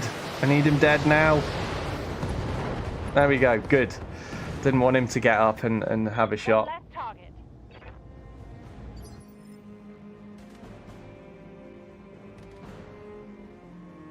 Oh man, now you're all talking about desserts. I want dessert. Reporting.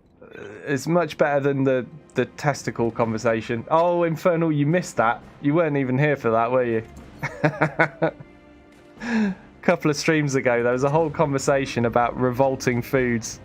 That I remember saying that it's a good job you weren't there, or you'd be complaining. You complained the last time the chat just turned into the food channel. You'd have hated the last one though. They were talking about monkey brains and testicles and all sorts of revolting things that can be eaten. I prefer this discussion of puddings, to be honest. That's much nicer. Engaging target. Hell yeah.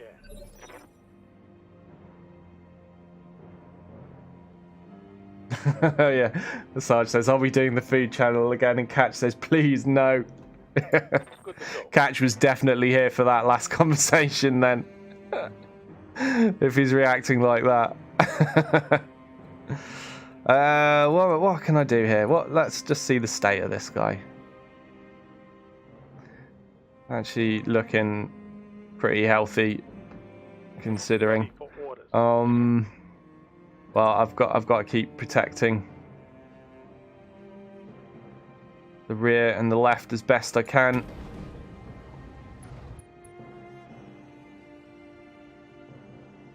Should I just try for a precision strike this time? Ah, crap. Still too hot. Yeah, well, maybe if I shoot that arm off, I'll strip some weaponry. Oh, a single medium laser? That's not worth it. Let's go for side torso then. At least open that up. Orders.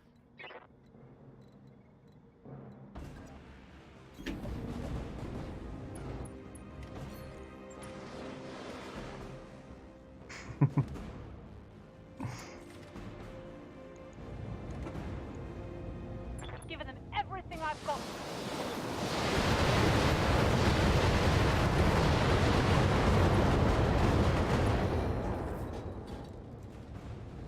Scored a critical hit. Awaiting orders. Move order received.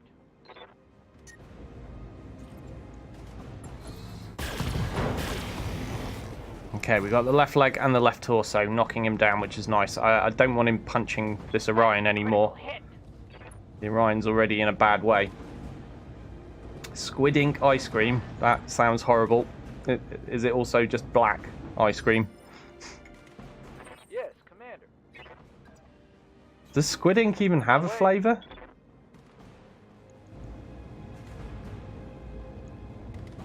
Feel the love. What's it taste like, Sarge?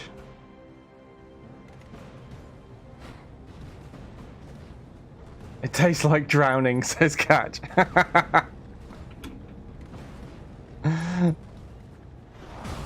Ah, stop punching me, damn it, Quick Draw. Ah, my precious, precious Orion. Show 'em what you got. Oh, also, you know, I'd rather Halcyon doesn't die. Just in case people thought I'm not concerned about his health and I'm only concerned about the Orion. Yes, Commander. On the move. But I would be more concerned if I knew a Quick Draw could one punch kill someone out of their cockpit, but they can't. They can't hit hard enough for that. That's why I'm more worried about the mech than the meat in this circumstance. Fire on target. Sarge says a bit pungent. Oh god. If the taste of something is described as pungent, it's probably not something you want to be eating, is it?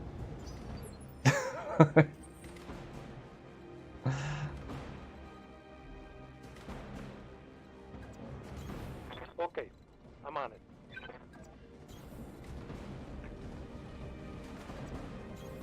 Coordinates confirmed.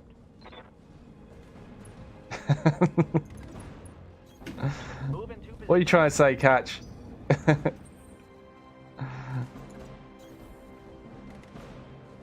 Yes, Commander. I've always had a very healthy concern for the well-being of my pilots. Affirmative.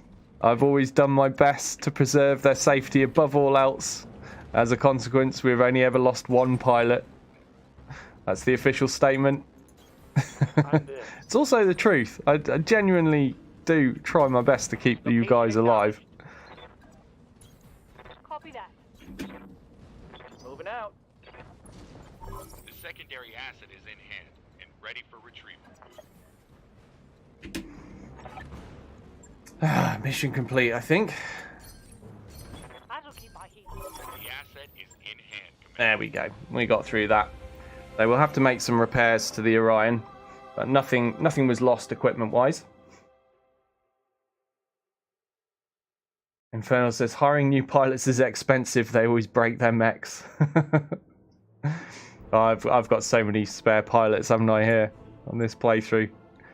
And again, thank you very much to everyone that's a pilot in this game. You're all subscribers. I really appreciate you all. And that is the reason I have so many pilots, and it's not a bad reason to have, is it? Right, let's take... Oh, wow, we do complete a chameleon. Oh, we got a new toy. We got a new toy. I had 2 pieces of the Chameleon 7V. Oh, that's going to be fun. So I'm going to have to pack away one of my medium mechs just so we can have a play with this in the meantime. Awesome. I mean, it's not a great mech looking at its weapon hard points. 3 energy, 5 support, 6 jump jets. Wow, okay. Check out that movement. It's an incredibly fast 50-tonner. So the other 50-ton mechs we're used to are very slow moving for their tonnage, so you can fit a lot of weaponry in it. This is quite the opposite. This is very fast for its tonnage, so we're not going to be able to fit many weapons in it, but I at least want to have a look at one.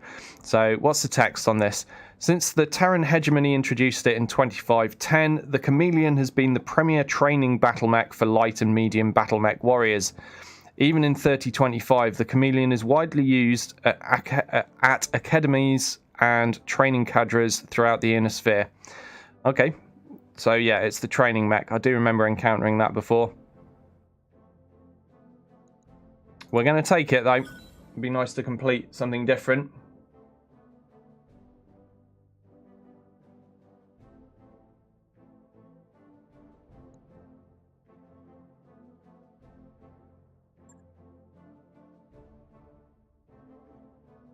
It tastes like drowning. I still like that catch.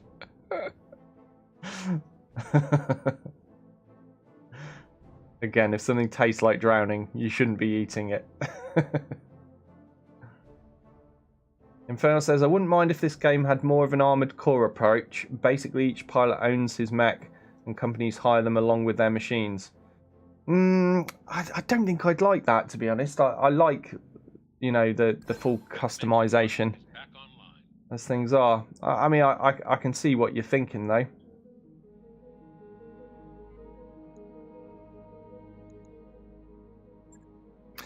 Right, so which mech are we going to bin off in favour of trying this Clint out?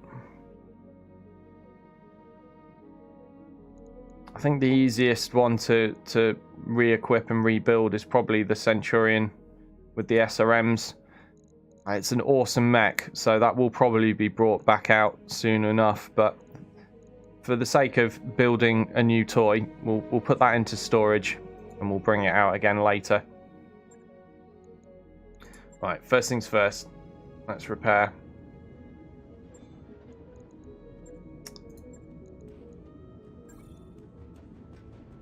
That will just take 2 days. It's not so bad. Right, now we have a Clint. Sorry, not a Clint, a Chameleon. Why do I get these two mixed up in my head? I guess because they're both medium mechs, probably. Something like that. Difficult to find a good colour scheme for this thing right now. It's basically putting yellow or gold as the majority colour, which is not really what I want. It's a bit too much bling for my liking.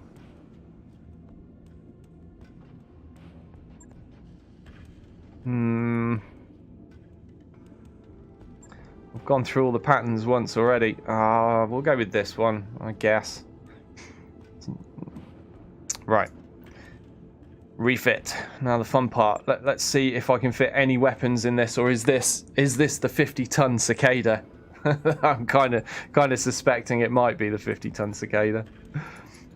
Right, let's drop the armor a bit first. Okay, all good. So I have 8 tons to play with. Oh man, 8 tons. Ugh. You can fit jump jets in this as well, you know. Not that you've got any tonnage to do that with.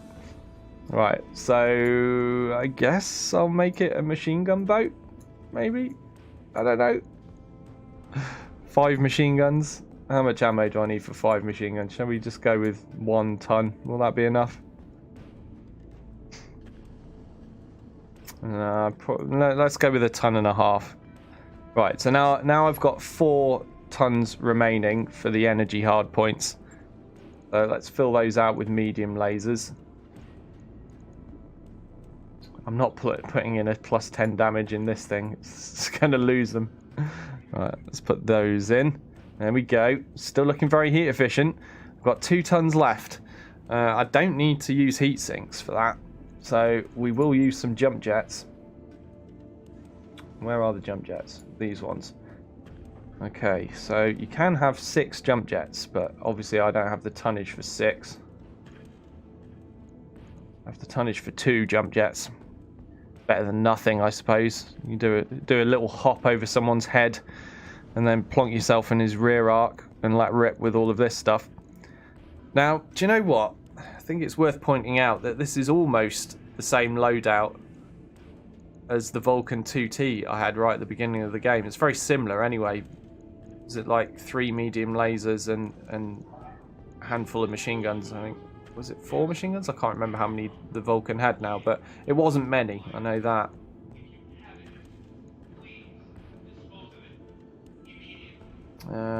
Let's go for a hit defense gyro, since this thing's going to be up close and personal. Probably at very big risk of getting punched. And then what? An injury resist cockpit? Yeah, let's do that, because, you know, whoever's piloting this is going to have a rough time. We're going to have to draw straws for who actually is going to go out in this thing. Right, that's going to take 6 days to build. There we go, let's build it. So, I mean, you could maybe put a single large laser in this mech. That's an alternative way of building it. You put like, what we got, 8 tons, so you could use 5 tons on a large laser, and the other 2 energy hardpoints you could maybe stick medium lasers in, and the last ton would be a heat sink. It wouldn't be very heat efficient, but yeah, that's an alternative way of building it, but I don't think that's very good. There's not a lot that you can do with this thing that's very good, let's be fair. So 3 medium lasers and 5 machine guns is the best we can go for, in my opinion. Catch is suggesting 6 jump jets, 3 medium lasers and 2 heat sinks. Yeah, I mean, that there's nothing wrong with that if you're a 35-ton mech or below. but this is a 50-ton mech. So I'm just a little bit unwilling to just settle for 3 medium lasers in a 50-tonner and nothing more. But never mind. Anyway, it's a scout mech. It'll be an interesting scout mech. I've been trying to remember to hit up the pilot XP for a while, so let's do that. How might I help? Surely there are some upgrades available. Yes, Commander. Emperor Krang. Yes, he can get coolant vent. Brilliant. Training complete. And that's going to come in very handy. We need to up his gunnery skill as well, though. That's going to have to wait. Commander. Halcyon. Ah, good. Halcyon can... What should we go with? Should we just go with more gunnery? Yeah, let's go with more gunnery. Let's max that out Confirmed, Commander. before we move on to anything else with Halcyon. Orders. Johnny, I've not taken Johnny on a mission for a little while. We should give him an outing soon. Okay, yeah.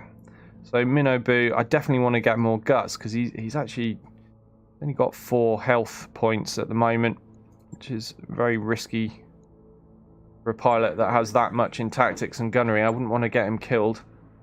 So we want to up his health. Yes, Commander. Shell, is she ready for anything? No, not quite. We'll save up for gunnery, or... Yeah, we'll save up for gunnery, I think. And Sarge is still saving. Right, let's check out the contracts.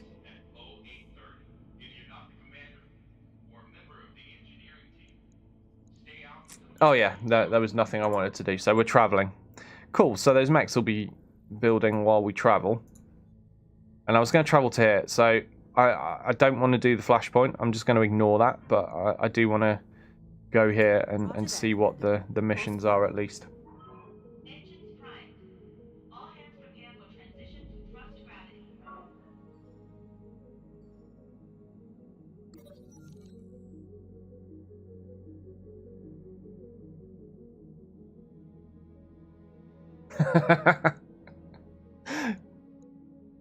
Catch is asking which one of your subs is most like a rapper. I guess that's in relation to the bling covered chameleon. Oh, what's going on here? Catch and Emperor Krang are having a Barney.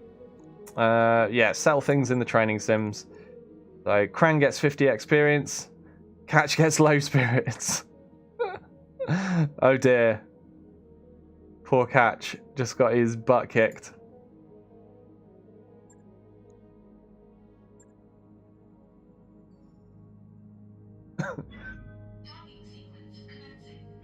Yeah, I don't think any of my subs are like rappers. It's hard to pick one of you to to label that. I don't know. Are any of you any good at poetry? That's probably the closest we'll get. Let's face it.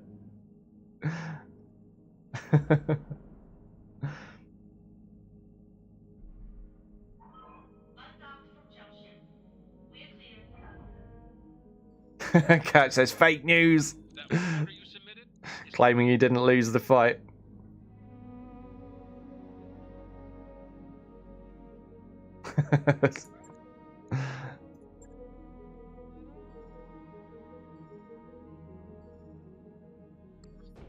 Do any of you own a massive gold chain? That's the next question. Right, we're not doing that. We're just going to check out the contracts.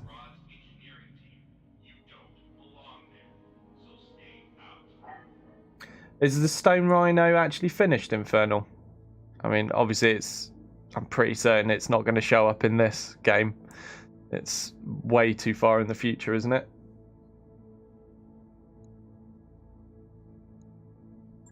Oh man, this is not what we want. In fact, I think I'm just not even going to do any missions here. No, no, no, no, no, no, no, no, no. We want to be fighting against Marek, not fighting for them and tanking our Capellan rep again. So we're moving on. Let's try for Calcerane then, I guess. What am I doing for cash? I'm alright at the moment.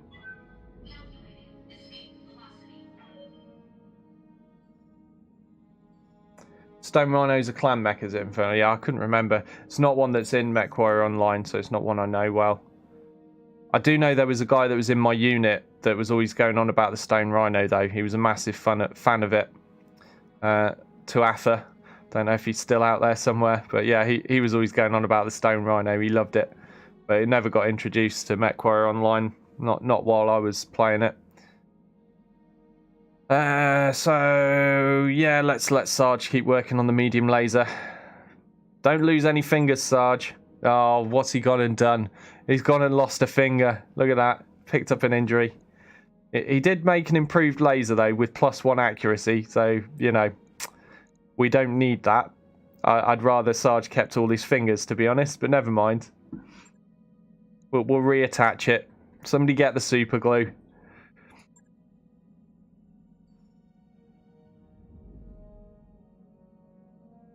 Catch, there's now that I can believe. Yeah.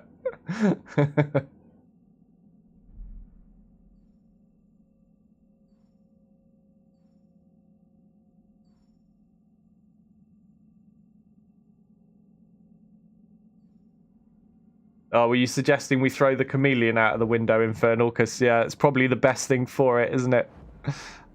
It's not great.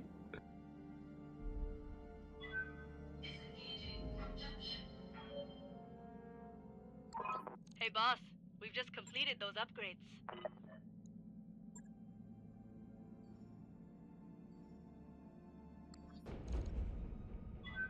Now entering synchronous orbit. We've arrived at our destination, Commander.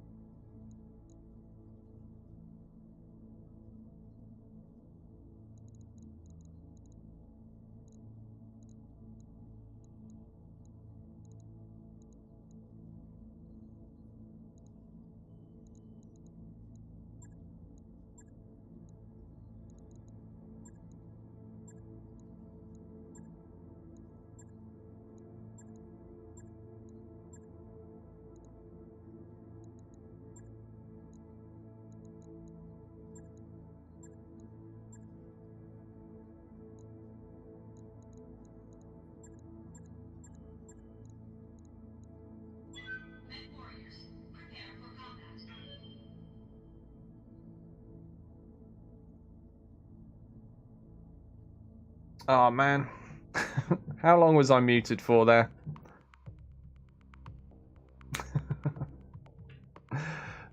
Well, what you missed was I said I'll leave the rookies at home, give them a rest now, since it's a 5 skull mission, and we'll take out the top level 10-10-10 pilots, and we'll play long range 2 LRM mechs, and then the 2 king crabs, trying to make life as easy as possible. I think this was a base destruction as well, so the indirect fire will come in handy for nailing turrets.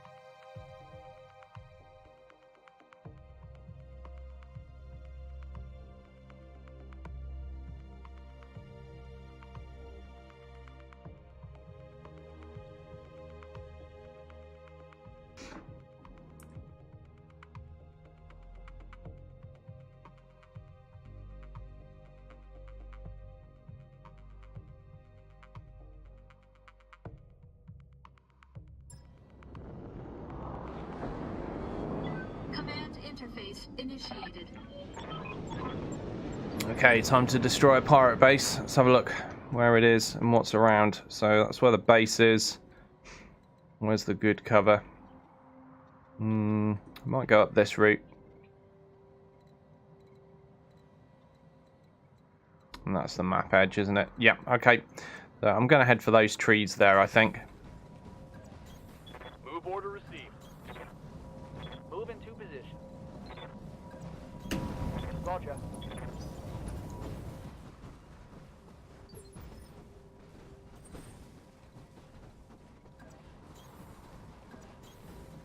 Acknowledged. Heading out.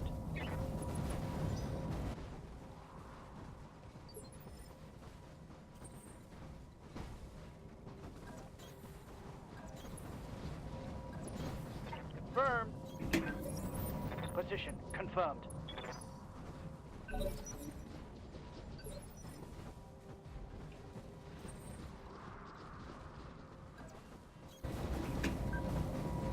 There's 1 mech showing up on the scanner so far. And what is it? 95 tons? Wow. It's almost certainly going to be a Banshee since we're fighting pirates. Can I get close enough for a sense lock? Oh yeah, easily. No worries. Yep, so we're going to go for a sense lock with catch, and then my 2 LRM pilots can start doing some work on this guy. I've got it. Yeah, Banshee 3E. Pirates seem to have a lot of those. Oh, he's got breaching shot though. Damage minimal. What's up, boss? Confirmed. All weapons are go.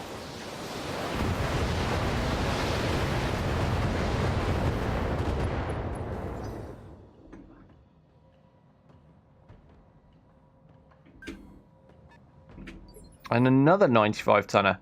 So that, no doubt, will be another Banshee. Confirmed. Could be a different variant though. Hopefully not that AC-21 that nearly killed Grom last session. All weapons.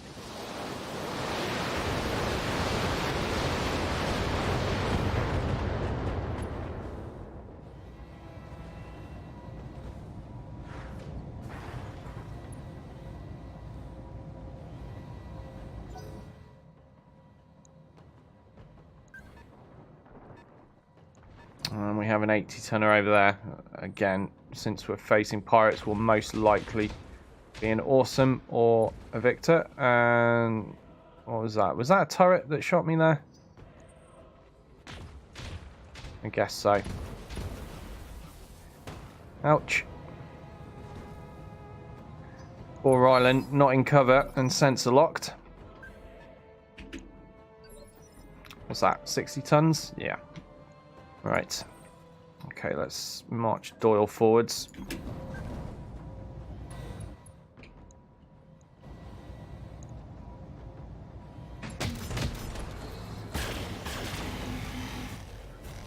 Take advantage of the cool shot opportunity. I think that hurt him pretty badly. He's going to get up now.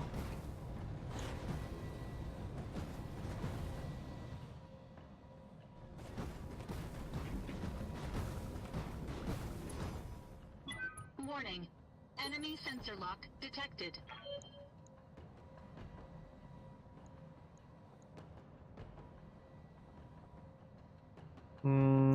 Waiting for orders. Okay, I can just about get in the front arc there. So I'm thinking I'll just go for a precision strike here and finish this guy off. And I know that will leave my LRM mechs with no target, but I get to save ammo with them. And they can lose a bit of heat before the next volley's required. Which in this environment isn't a bad thing. But also nailing that guy is denying the enemy line of sight for any indirect fires or whatever else they might have. Oh, here we go. This guy comes into frame. A 3M. What's the 3M?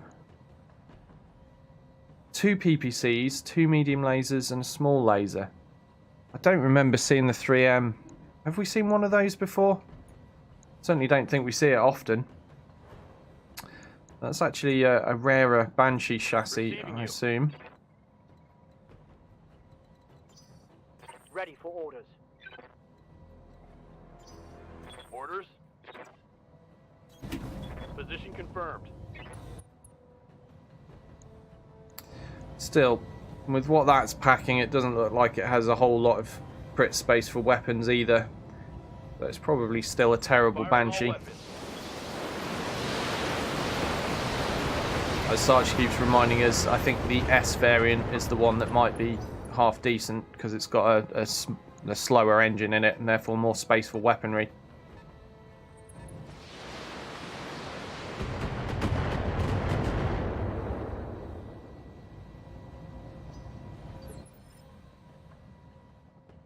Standing by.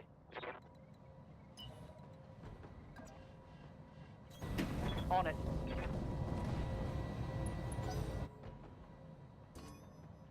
They've got a lock on me. Oh, they keep picking on Ryland with that sensor lock. Oh no, Doyle this time. Could have sworn I saw Ryland get sensor locked. Maybe they both are. Oh, those sniper turrets. Damn, they're annoying. Well, we have the tools for the job for getting rid of them, but I've got bigger priorities at the moment while that Banshee's in my face. Ready for orders.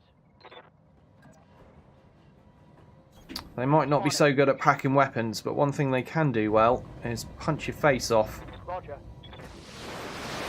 So I don't want to give him opportunity to get close.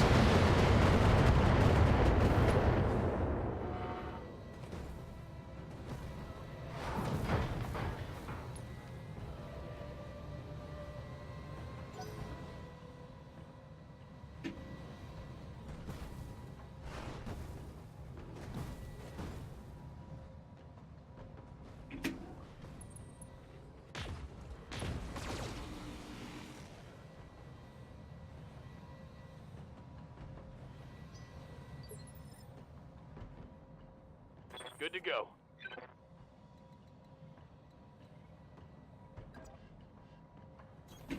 On my way. Got it.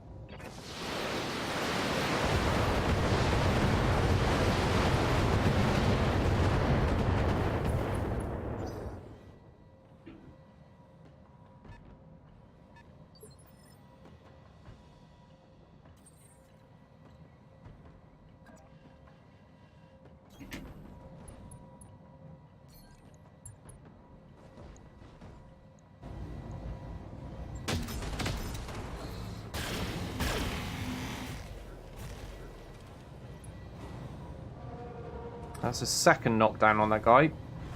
That's 2 pilot injuries so far. I'm not going to go well out of my way to try to salvage that, but if maybe I get a couple of pieces out of it, it might be nice. Ready for orders. Just like I said, just because it's rare and I'd like to have a whole one.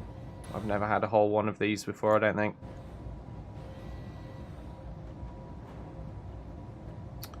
Right, let's shoot a side torso off. Confirmed.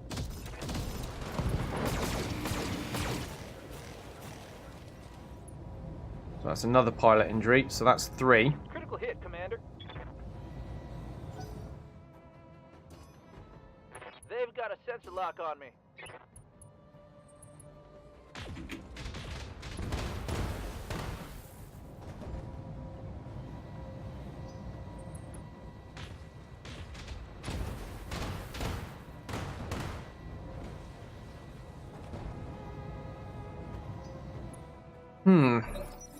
Okay, let's have a look at the state of this guy. What would be nice would be if he stands up and I could take a leg off. I don't know, we'll go for the other torso first. Or actually should I reserve? Nah, let's try to nail that other torso.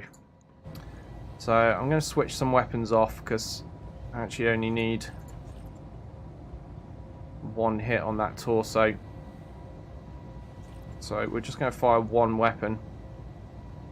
24 damage on the torso required. Just hope he actually hits where I'm aiming for. Yeah, there we go. We got the torso. So that's another pilot injury.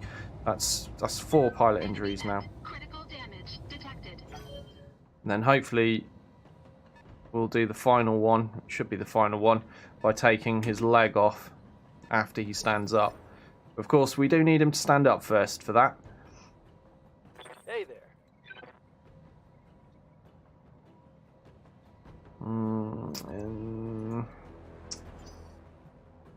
Standing by.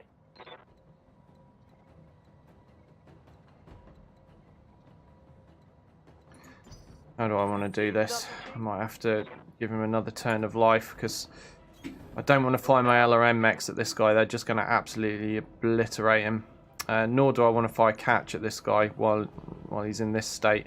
I need to wait for him to stand up, shoot a leg off, cause a knockdown to do the final injury. So what we'll do is we'll pop catch there and we'll go for a sensor lock on, let's see, on that. What's the 60 tonner? Let's find out. It's an Ostrock 2C. Of course, now he gets up.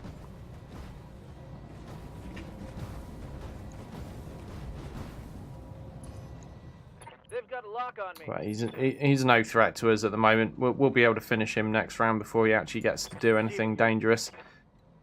But in the meantime, we're going to start work on that Ostrock with the 2 LRM mechs. Locking in all weapon systems.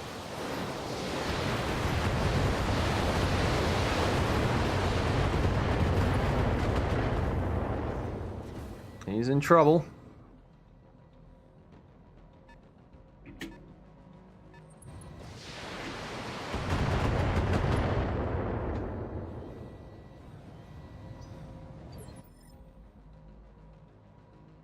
Standing by.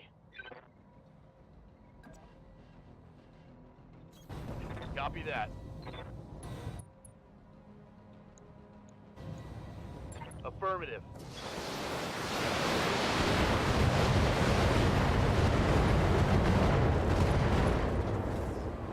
Nice, we've got a torso off, so that's his firepower reduced by half.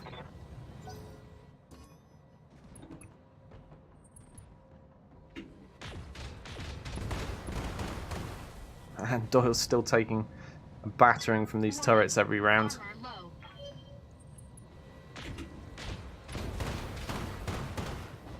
Warning.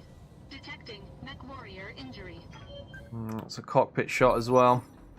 Right, time to back away. Hatch can take the front line next. But first things first, we've got a leg to shoot off here. So, how much damage do I need to do to it? 118.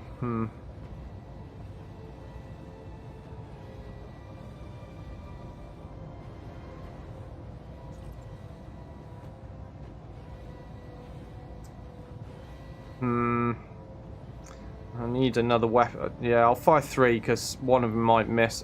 In fact, it's only 61%, isn't it? I don't want to fire everything because I don't want to do too much damage to the center torso. Anything that doesn't hit this leg could hit the CT instead. So yeah, we'll fire 3 weapon systems at that leg that's the most damaged. Hope for the best. We got it. We got it. Okay, so is that enough pilot injuries now? I think it should be. Enemy mech. Critical damage detected.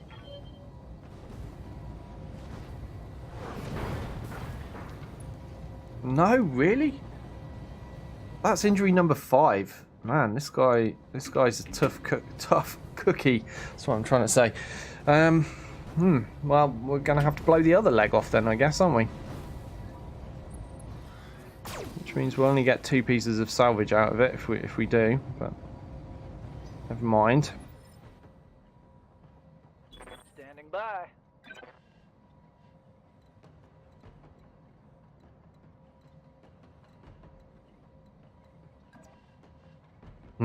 Can't get in the side arc, which is what I was hoping for. Oh man, I forgot he's got low spirits, hasn't he? Can't afford to go for the vigilance. Need to go for the precision strike. And what's that? 166. Man.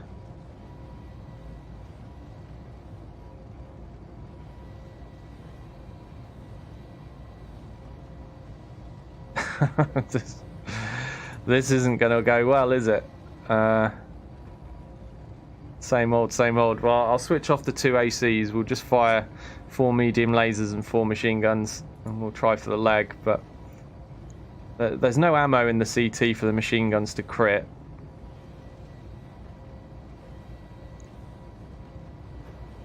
Definitely selected the leg. Yeah, okay. Oh well. Let's go for broke.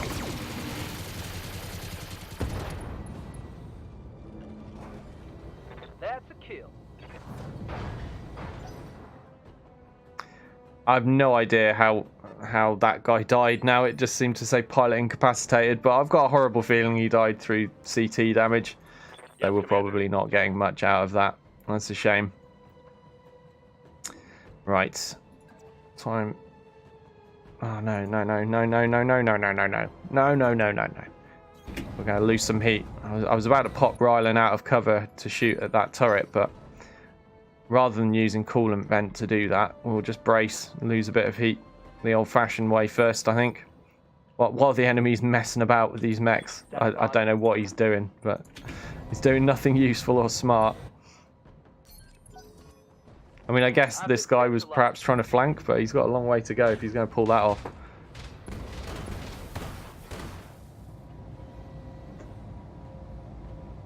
Not much armor left in that location. Catch taking a pounding from these base turrets now. Really, really want to get rid of them. They're doing a lot of damage to me, turn after turn. Losing armor. I'm just going to be ignoring the mechs Ready. in favour of sensor locking and getting rid of these turrets next. So I'm going to sensor lock the one at the back, because the other one I could probably just move into line of sight to nail.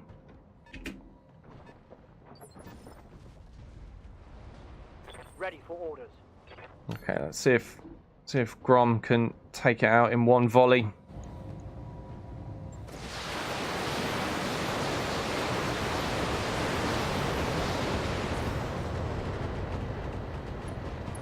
He's done it. Nice. That's good. So that frees Rylan up to shoot at the other one, and then I've still got Doyle spare in case this one needs a finisher. But I'll be very happy if I can get rid of both of those sniper turrets this round. Oh crap, I've trapped Rylan. I've trapped Rylan. What am I doing? Oh no, it's all gone wrong. Should have fired Rylan at the back turret, and then Grom at the other one. I thought Rylan was going to be able to fit through this gap here. How wrong I was. Oh well.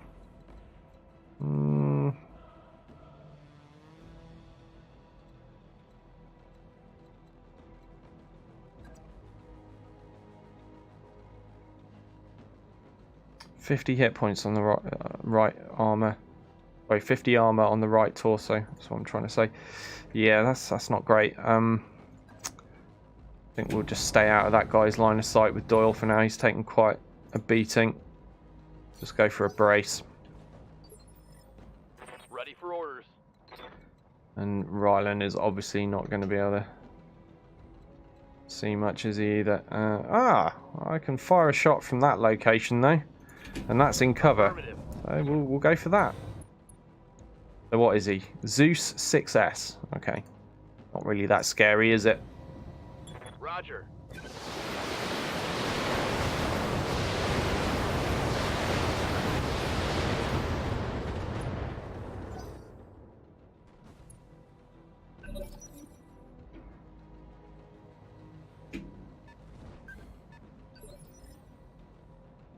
Yay, at least I get to go before that turret can shoot again. Right, so let's catch up a little bit.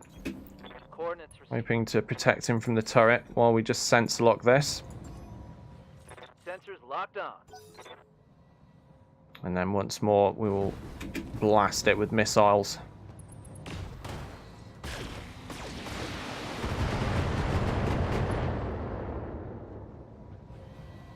Losing lots of armor.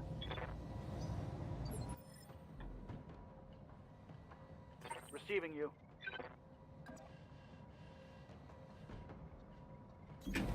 Aye, aye.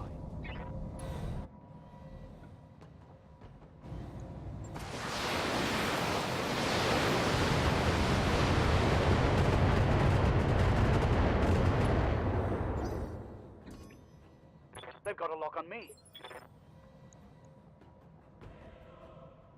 So what's he got left? 4 hit points on that turret. But we can finish that off with Doyle. Don't need to use the ballistics for it though. A couple of lasers will do the job. Firing 2 in case one misses. They both hit. So right, that's 2 sniper turrets down, is it? I believe so. Target destroyed. And I can refocus my attention on these mechs now. Yeah, alright, let's do that. On the move. I will vent heat this time. Fire another full alpha strike of missiles into this Zeus. On it.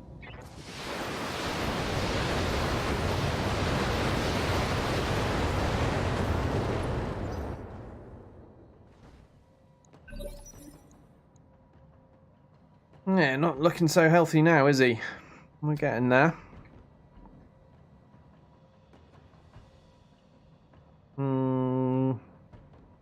Ready for orders.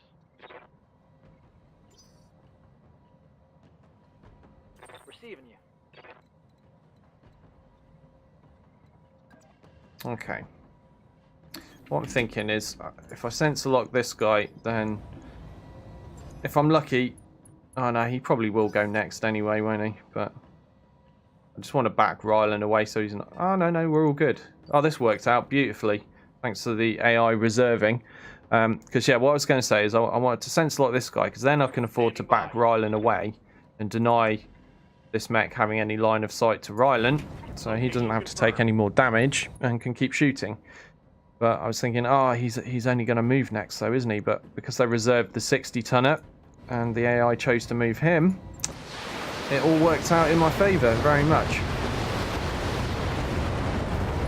Zeus is taking some punishment here from the missiles. Critical hit, Commander.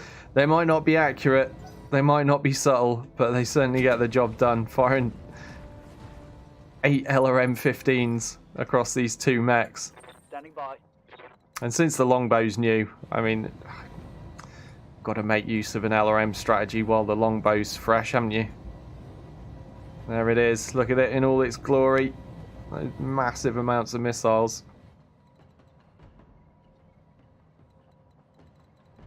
Okay, we need to vent some heat with Grom as well. And we'll fire at the Zeus. Possibly stripping him of his weapons by the time this volley's done.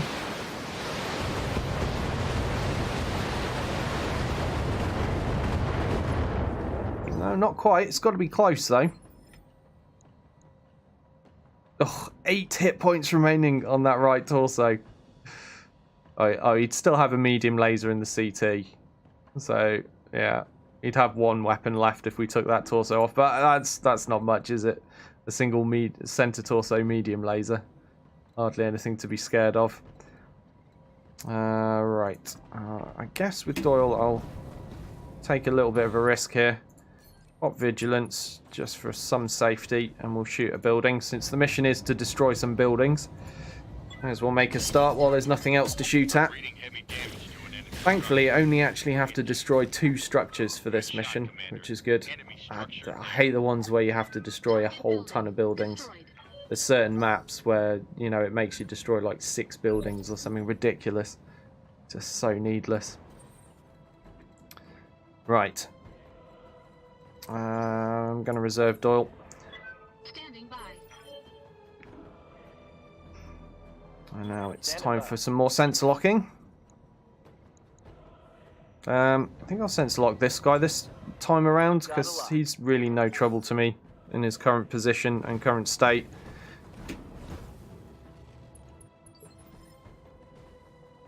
Receiving you.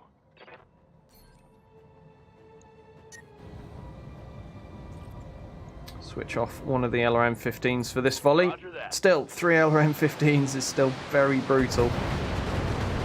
Especially to a 60-tonner. And it's in his open side as well. He's not going to enjoy that, is he? Have a look. 18 armor remaining.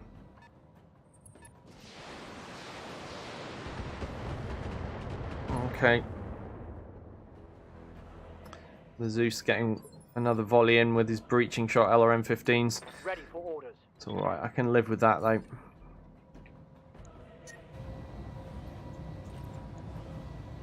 On it. Right, another 3 LRM-15s going into this Ostrock. All into the side, all hitting internals. How is he still alive? How is he taking that? 3 hit points. Alright game, I see how it is. 10 on the leg, 3 on the internals in the center. He's a mess, but he's not down yet. So it is going to take Doyle to finish the job. Yep, let's fire everything. Let's go for the overkill. I've got the heat threshold, and there he goes. I'll teach him. Enemy mech destroyed.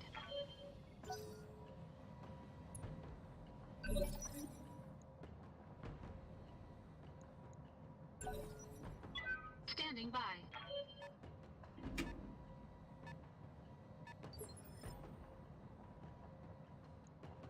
Commander? I've got a sensor lock.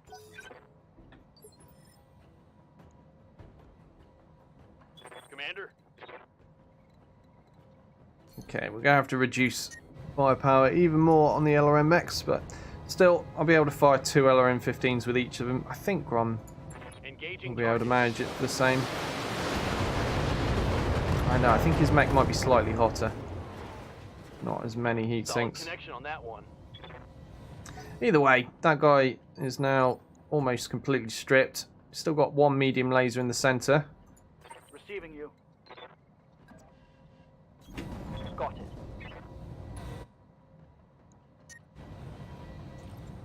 Well, that works out. That's fine. Grom actually can fire 2 LRM-15s as well. Locking on target.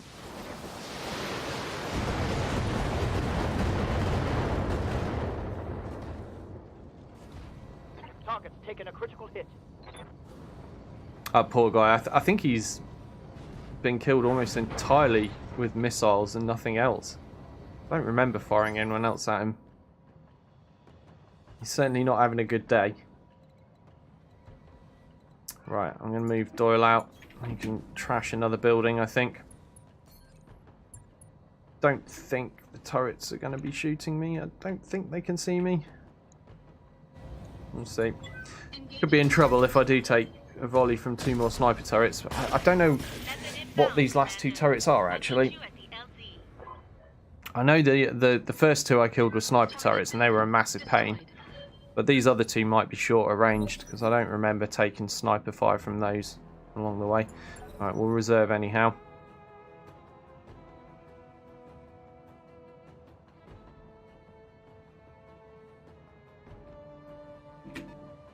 And we'll get Catch on the job. Again, I'm just going to leave that guy be once more Good to go. in favour of sensor locking things that are probably more of a threat to us at this stage of the game, which is these two fresh turrets. So which one to go for first? I reckon that one, but that might actually just be outside of my radius. I think it is. Yeah, I can't get that one. Should be able to get this one instead though. We'll make do. Oh, that is a sniper turret as well. Man. Base is covered in sniper turrets. Orders? Okay, so we are ready to coolant vent again. Love that skill. Absolutely love it. And we're going to rain some missiles down on this turret. And Rylan has a habit, for whatever reason, of leaving these turrets on 1 hit point. Let's see if he does it again. Oh man, Catch getting a pounding from that turret thanks to the sensor lock. That's annoying, but never mind. And yeah, as predicted, Rylan left the turret on 1 hit point. I don't know why he does that. He's got the same firepower as Grom. It makes no sense to me, but it keeps happening. Right, Gromulus, he's actually not able to use his coolant yet. So what we'll do is we'll just use him for a single volley. Finish off that turret.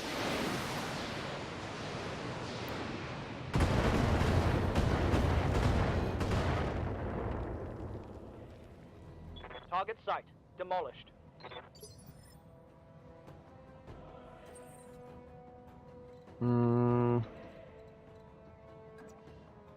Just gonna pull Doyle back a bit actually for now. There's no need for me to go charging down the barrel of whatever guns that turret has. Again, I can just sensor lock it with Catch and rain missiles on it.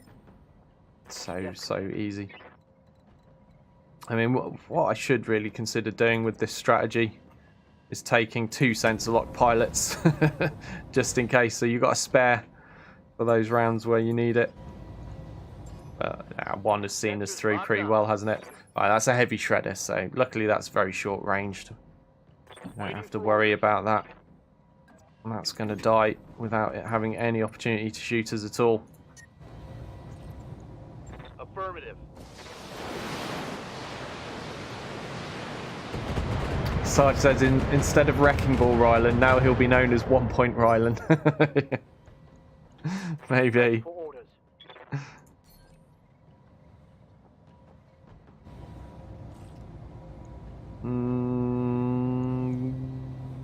Yeah. Confirmed.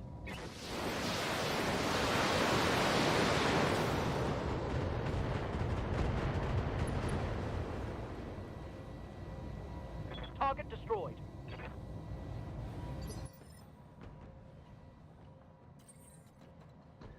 Okay, so we've just literally got that stick of a Zeus left to kill at this stage.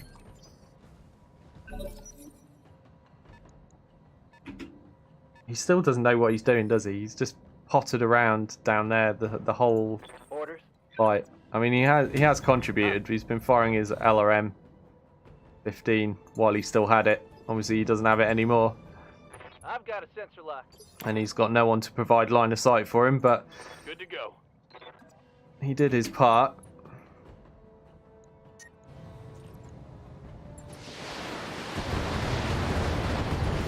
There he goes. Right, so call me crazy, but I think I'm actually going to take some... Oh, what's going on now? I've got to evac? Does that mean there's going to be reinforcements? Oh no. Okay, let's move to these trees. Well, I was gearing up for talking about the salvage. I thought this mission was over. Apparently it's not. Maybe it's just a bug and I've got to run for the evac. We'll see. Anyway, what I was saying is, call me crazy, but I think I'm going to take some of the Banshee for salvage, unless I encounter something else on my way out that's cooler. Because I don't think I have a whole one of those Banshee 3Ms or whatever. I don't even remember seeing one in this playthrough. I've seen plenty of the E's. Confirm. On it. And because nothing else of any significance came up, I guess I may as well go for it. Confirm. Well, I'm puzzled by this. There doesn't appear to be any resistance at all. Got it. Perhaps there was a bug and there was more to that 2-mech lance. I mean, I assume there should have been. Maybe they're stuck off the map somewhere. Never mind. Rather than waste time searching for that, I'm just going to extract. Position confirmed.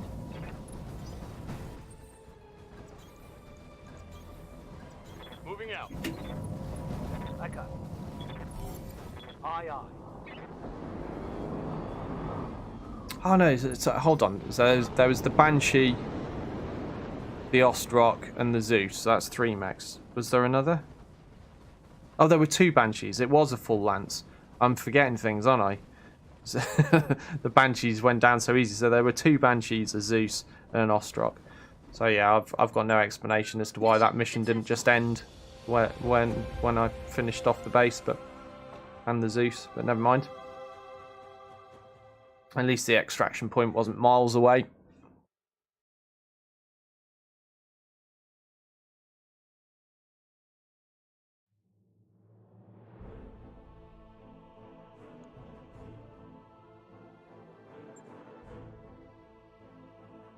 Doyle out for 6 days. That's fine.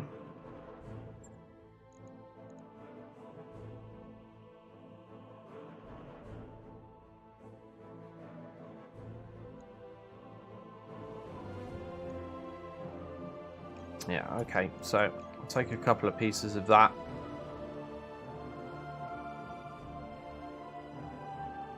Yeah, there's nothing else more worthwhile anyway. So we got 3 pieces of the Banshee 3M in the end. Piece of Ostrock, piece of Zeus.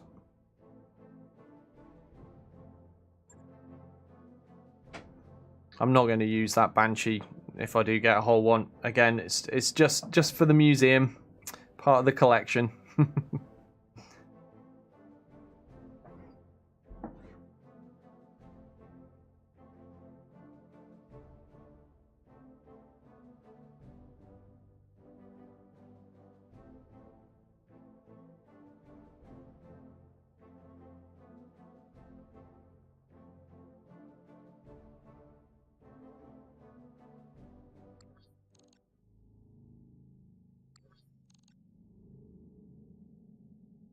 Right. We have another mission to do, and this one gives us chance of thug. It's an escort though, which is annoying, but at least it's appropriate to what we've been searching for all this time. So we're going to take it.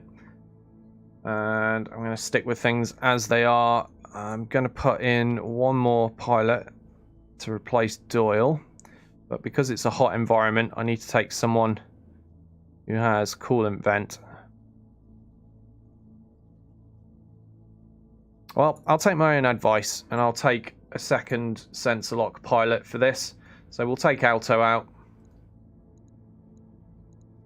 but I'll stick him in the brawly one and Catch in the ranged one, because Catch has obviously got much better gunnery skills and precision shot ability. And that's what we'll go with.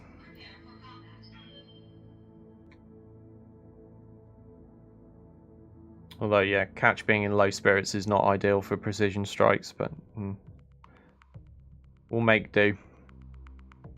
But yeah, the second sense lock will probably come in handy, though, since we're relying on 2 L or M mechs.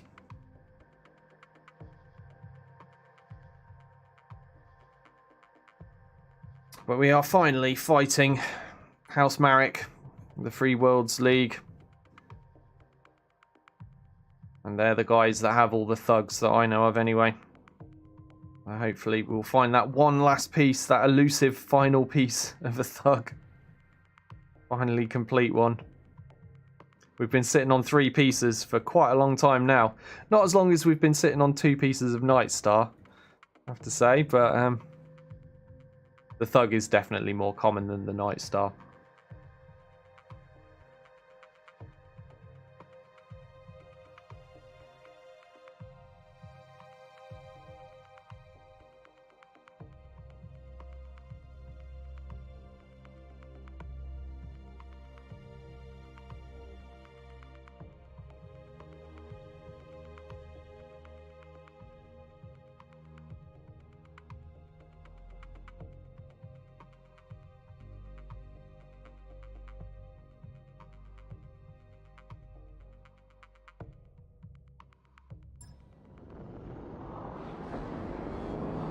Command interface initiated.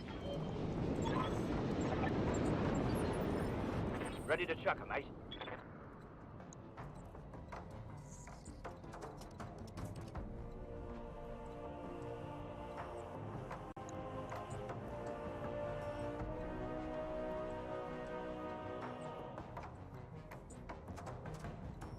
Okay, I'm trying to figure out where the extraction point's going to be. This is actually a map that I don't recognise for convoy.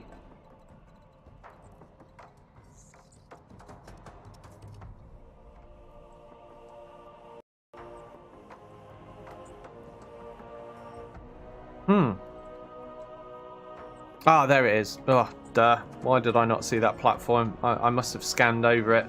Yeah, there. So we'll go here. Yeah, got that figured out now. So here we go. Hey, Skid. Thanks for the raid, mate. How you doing? On it. Hope you had a good stream. Yes, Commander. Heading out. What time is it for you? Must be some ridiculous time in Australia right now. Affirmative. Moving to position. Confirmed. Ah, and Grom, hello. I didn't know you were lurking. Thought you were busy modding elsewhere today. Yeah, 4:40 a.m. I thought it must be some ridiculous time in the morning for you. That's crazy, man. My way. That's a long old session. Ah, yeah, of course it is the weekend. That's true. Roger that. How are you getting on with your playthrough? Is it going well? Anybody died? On it.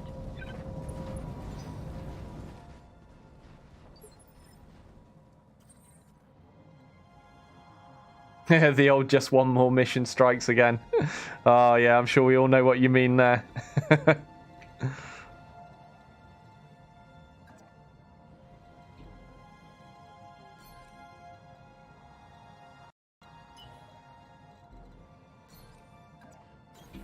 Roger. I've got something. Ah, hello. I see a 60-tonner over there. Yes, Commander. I'm not actually allowed to do anything yet, though, am I? No, because it's still a movement phase.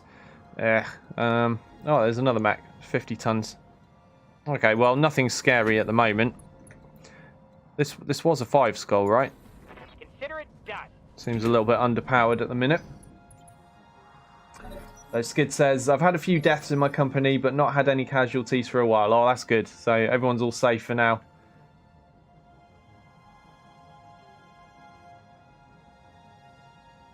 Chalked up 20 headshots tonight. Wow, that's incredible. I'm playing with a reduction in the effectiveness of cooled shots. So instead of 18% headshots, I have 15% headshots. And man, it makes a difference. Even if it's just psychological, I don't know, but you get so far fewer headshots.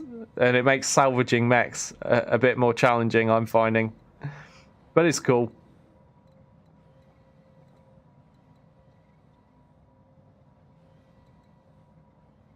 Trying to figure out where to place catch. Guess I'll use vigilance. There's not enough cover to go around here. Ah, look at him eating up all the resolve due to his low spirits. Sense lock that guy. Out of luck.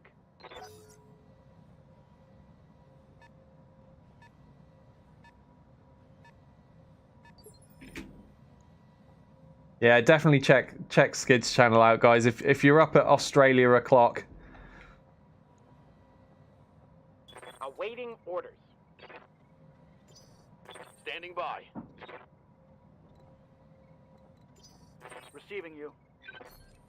Okay, let's just rain some missiles on this Oss-Sol. Roger.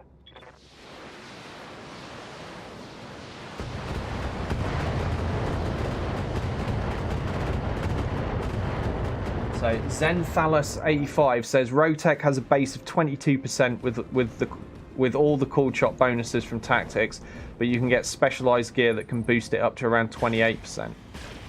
Man, surely that makes it far too easy to get headshots. That's yeah, I'll stick with my 15%. I think it's definitely a challenge. I suppose because Rotech works differently with all the evasion and that, doesn't it? So it makes it harder in different ways.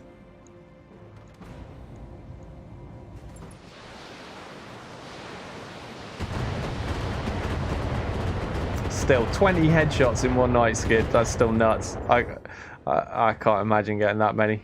What have I had today? Probably like one in about 3 hours of streaming. Damn it. I'm wounded. Also managed to put together a Kerberos OMGP tonight. Equipped it with 4 ERPPCs, clan versions, nice.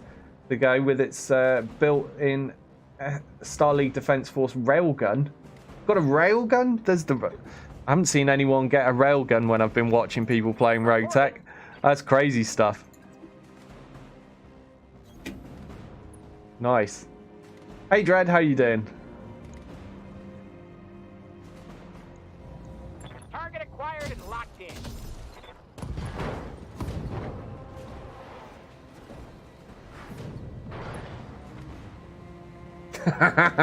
Sarge says he gets in the cockpit of a certain Banshee with an AC-20. Yeah, we know that's the bane of Grom, don't we? Still, he lived through it with his 1 point of internals on his cockpit.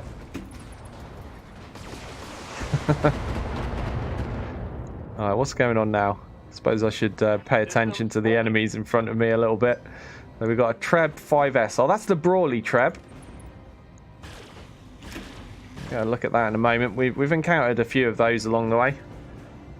One not so long ago, I remember calling it out.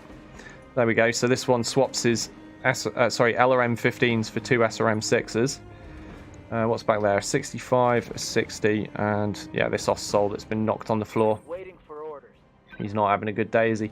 I'm really lacking in cover around here, though. This is a pretty terrible area to be in.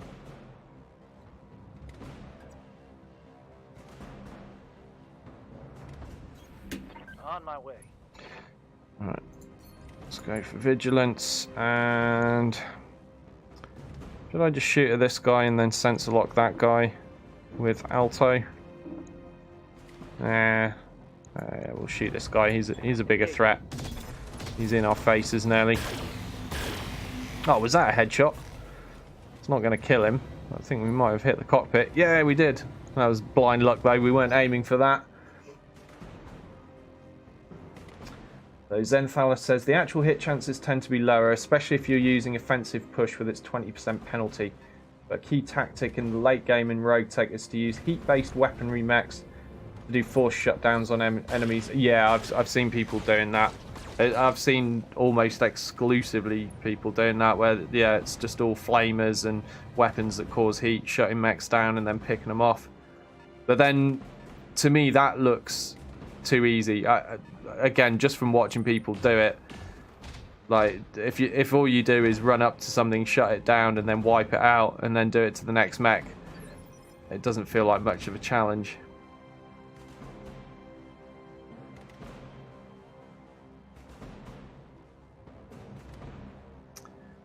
Yeah, Skid saying unsteadying enemies works well to get those hit chances up. Yeah, that's right. That's true. We're doing a lot of stability damage in my lance actually at the moment. I'm packing the new longbow. Here it is. That's carrying 4 LRM-15s, and I've also got another 4 LRM-15s in this Highlander. So we've got two sensor lock mechs and 2 LRM mechs, absolutely pounding the crap out of things.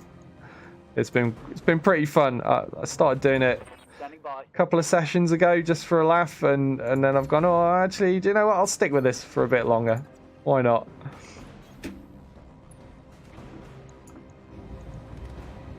Firing all weapons.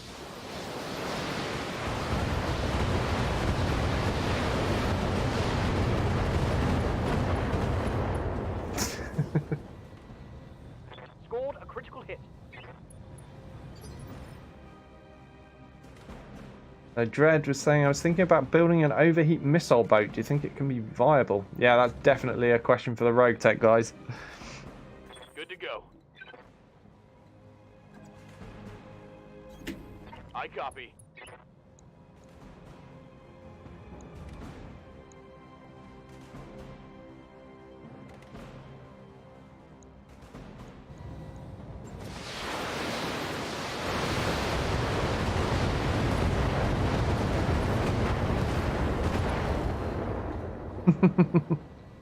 Target eliminated. I don't have all that fancy Lost Tech endo steel and ferrofibrous and all the extra crit space or the ability to put in XL engines. 4 LRM-15s is pretty impressive for this level of technology. I'm not going to get 64 SRMs in anything. I think I've got 7 SRM-4 launchers in one of the longbows, and we called that the short bow, thanks to Sarge's suggestion. Seemed to make perfect sense. Confirmed.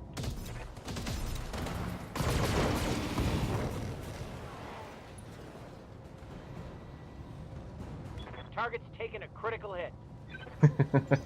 Hit him hard. You should give this a try, actually, Skid. I think you might enjoy it. Just something for a change. Once you finish your current one. I've probably said this to you every time you drop by. So give this a try. Give this a try. It's certainly a way more challenging start. The mechs you get at the beginning of the game are pretty light. But once you get into it, yeah, it's a lot of fun. I'm enjoying it. And I like the distribution of how rare some things are, and it just makes finding them and getting bits of them that much more exciting when you know how rare stuff can be. Still, I mean, there's obviously not as many mechs as there are in Rogue Tech because this is set in a much earlier period, but there's still plenty to be going with here. Right, what am I going to shoot up next? Let's go for this 65 tonner. Got a lock.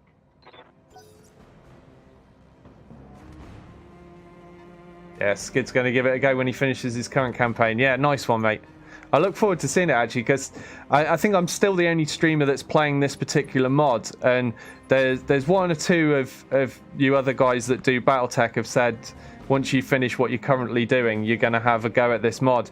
And I'm looking forward to watching other people play it. Because I don't want to watch my own videos of me playing it. That's pretty boring watching myself. But I do like watching Battletech stuff. I like watching Battletech streamers myself, so I'm looking forward to somebody else playing this mod just to see what they're encountering, how they're dealing with stuff, how they cope with being equipped with 20-ton light mechs at the beginning and things like that. So I'm looking forward to it. I think Hotto Kukan was the other guy that said he's going to give it a go. I haven't seen Baradul. He never seems to stop by, so I haven't spoken to him, but I'd hope he'd give it a go at some point as well. He obviously gets a lot of viewers, doesn't he, doing Battletech related stuff. Ready for orders.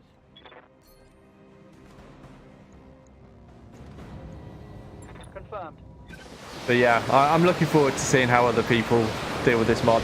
Also, see if you guys can get through the early stages without too many losses. I only lost one pilot this entire career, just one pilot, and that was I was still on the light mech stage. I lost Nexus while he was in a 30-ton Javelin, But I'd be interested to see how everyone else does, because it's kind of challenging getting through that stage of the game without any losses.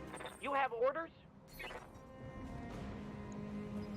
So just continuing to sensor lock and rain missiles here while I'm chatting. Just absent-mindedly raining death on these enemies. I've been sensor locked.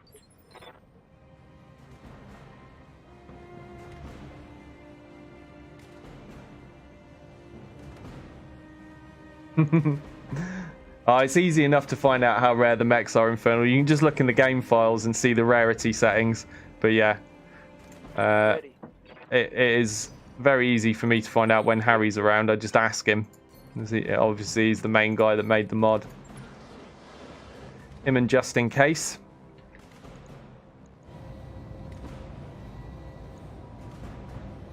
All weapons, go.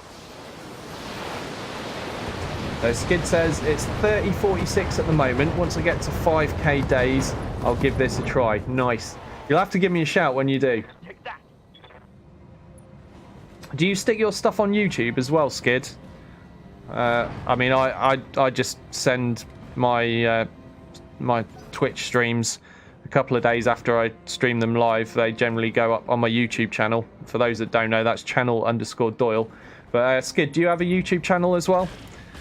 Because it's probably going to be easier for me to watch your YouTube videos or your VODs on Twitch than it will to catch you live. Obviously, with you being in Australia. But I want to see, I definitely want to see when you do start this mod. Commander. I want to see what's going on, man.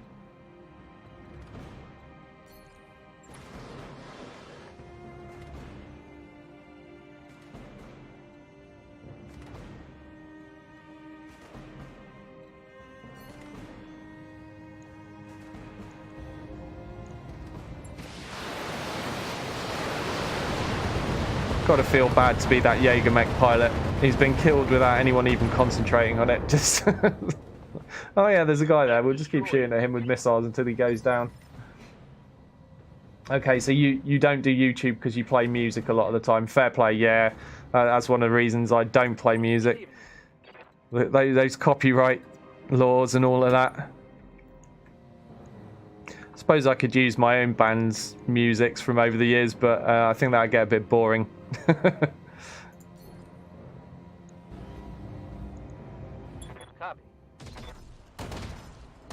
But you do archive your sessions, cool. Yeah, I'll check out your VODs on Twitch then. It's on now.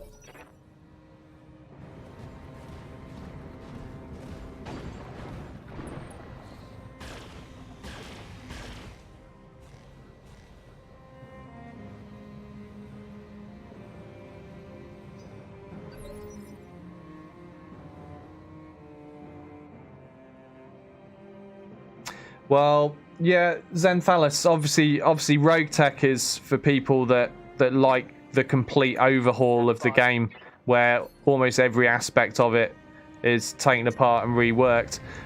This mod is aimed at people that actually like the vanilla version of the game, that don't want everything taken into crazy land and millions of things added in.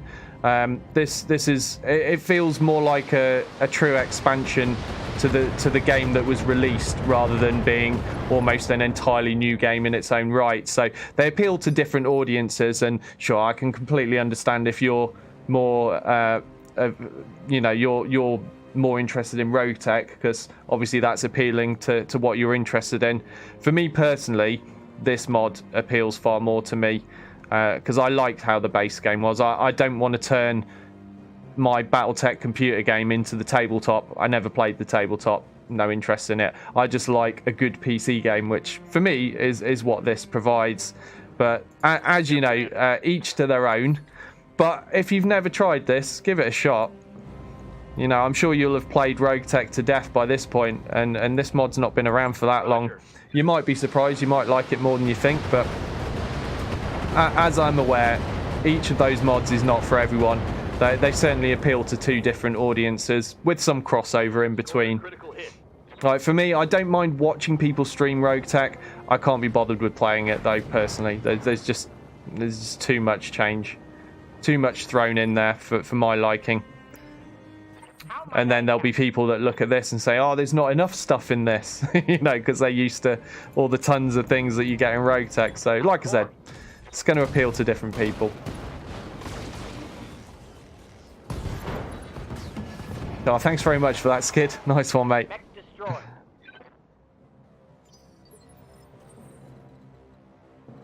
Right, so that was just the initial force. I've still got a convoy mission to go here. So we need to go trigger that train of vehicles.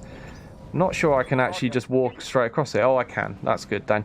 Right, so we're going to leave the LRM mechs at the back. We'll send the sensor lock guys forwards. Actually, I just need one LRM mech at the back, don't I? Heading out. Of course. Aye, aye.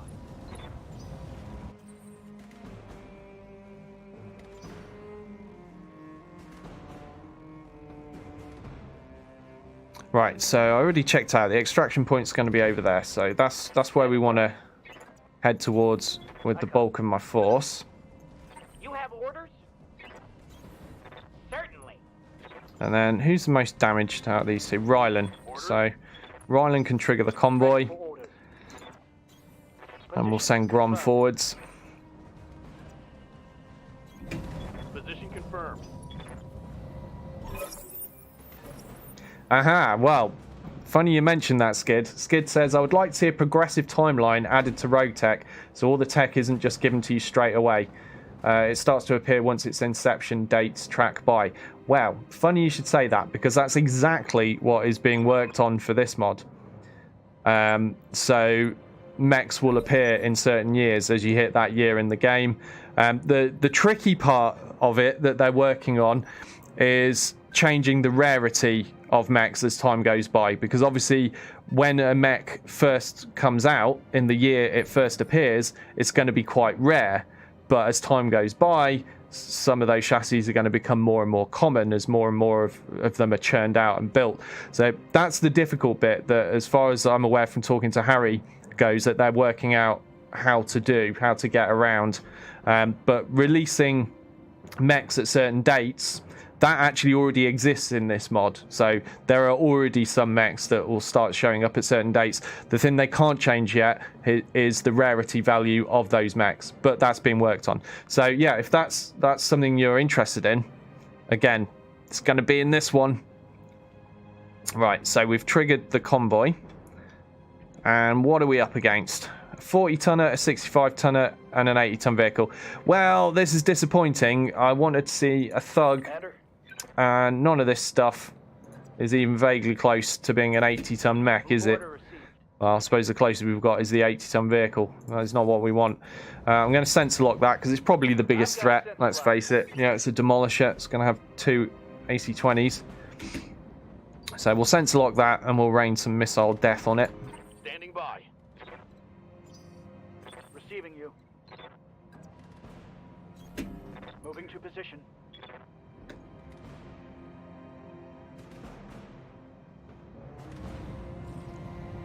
Targeting for an alpha strike.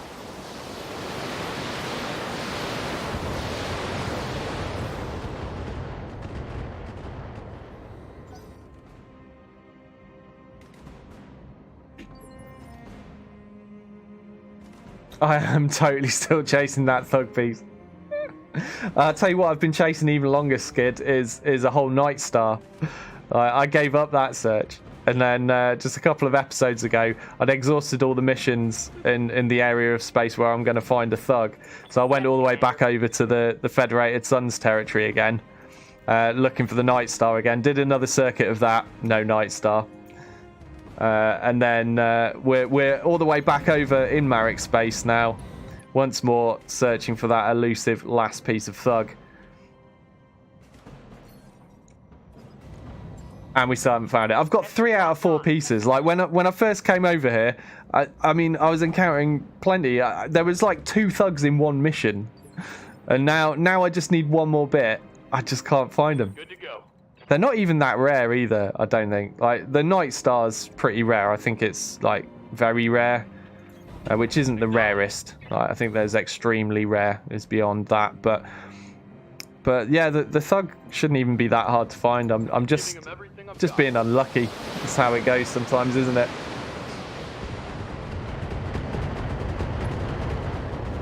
But I'm sure it gets like that in Rogue Tech as well, with so many mechs in there. I bet, you know, you're going to have times you're like, oh, I just need one more piece of this mech. And you just don't see it for ages. Ah, now there's something we've not seen in a long time.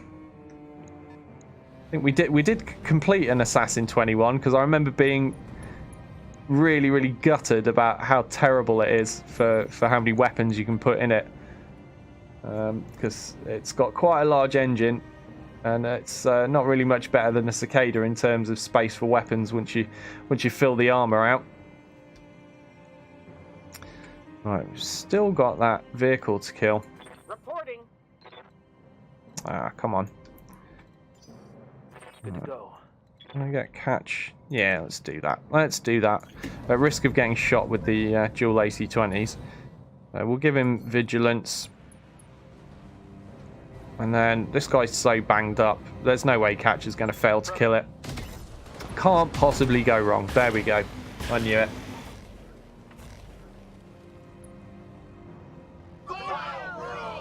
Reporting. Enemy vehicle eliminated. K-Mia, thank you very much for the follow. Very much appreciated.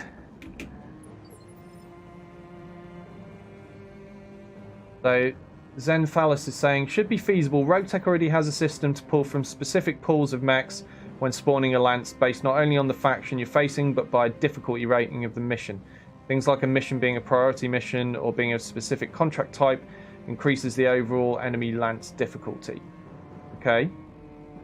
That can be converted to a lance spawning system that progressively makes missions pull from advancing pools of mechs. That could allow for rare new mechs to come more common. Okay, maybe. I don't know. You'd probably have to discuss that with Harry. But I think his thing is just working off a different system. It works off the dates. So as certain years are hit, certain mechs get released.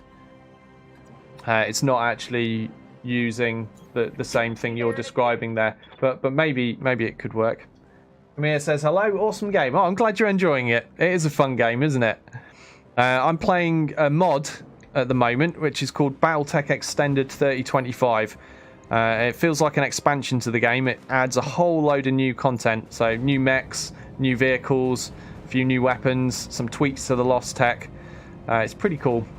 So if you haven't seen that or tried it, I suggest giving it a shot. If you've played the vanilla game and already done that to death, try this. Receiving you.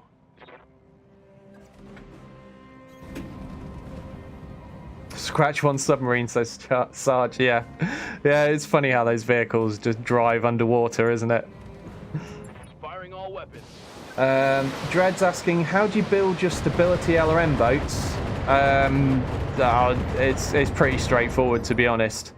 So these guys, they've got 4 LRM-15s, and I'm using the LRM-15s that have +2 stability and 50% crit.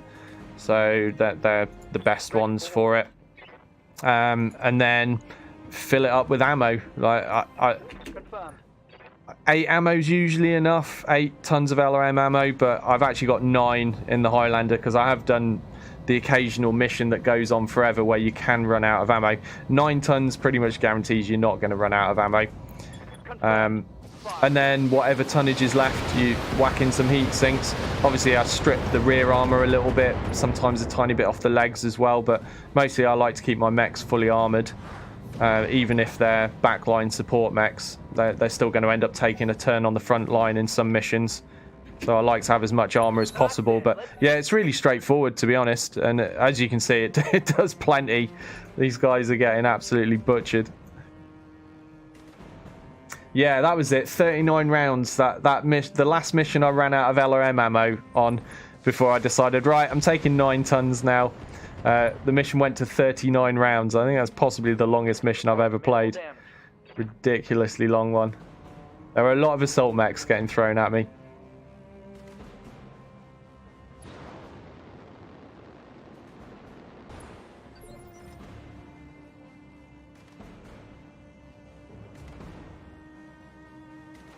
Skid says, I'd like to see them change the tanks so they can go in water but not submerge. Yeah, me too. I thought that was something they were doing or had done though. But I don't know, perhaps I was confused about that. Acknowledged.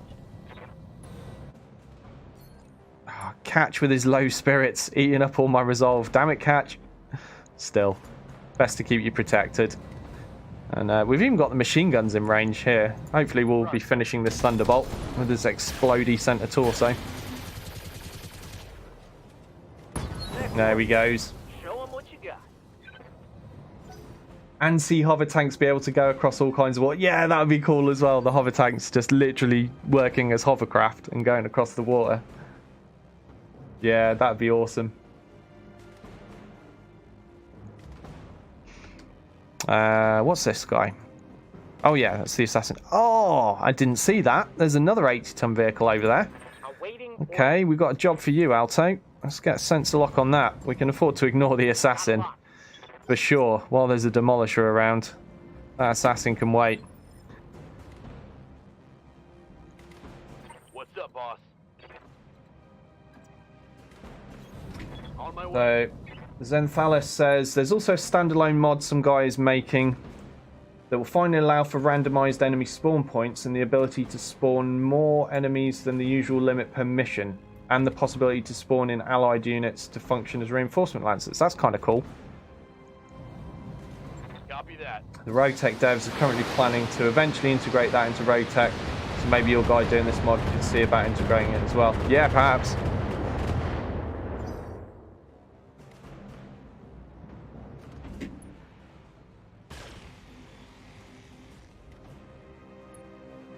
Have to see how it works. I mean, Harry's very careful and selective about what goes into this. Make sure that whatever does get added, your saves will never get broken. Every time there's an update, you can add the update. It won't break your saved games or anything like that. So that's one of the things I like with it, because I started this mod before it was even released to the public. Well, before Harry was even allowed to release it to the public. Yeah, he's been adding stuff as we go, and I've been playing this same career all that time, and it's never broken, not even once. So I can testify that it's a very responsibly put together mod. Reinforcement Lancer 4 Dire Stars, said Skid. Okay. That's a little bit insane.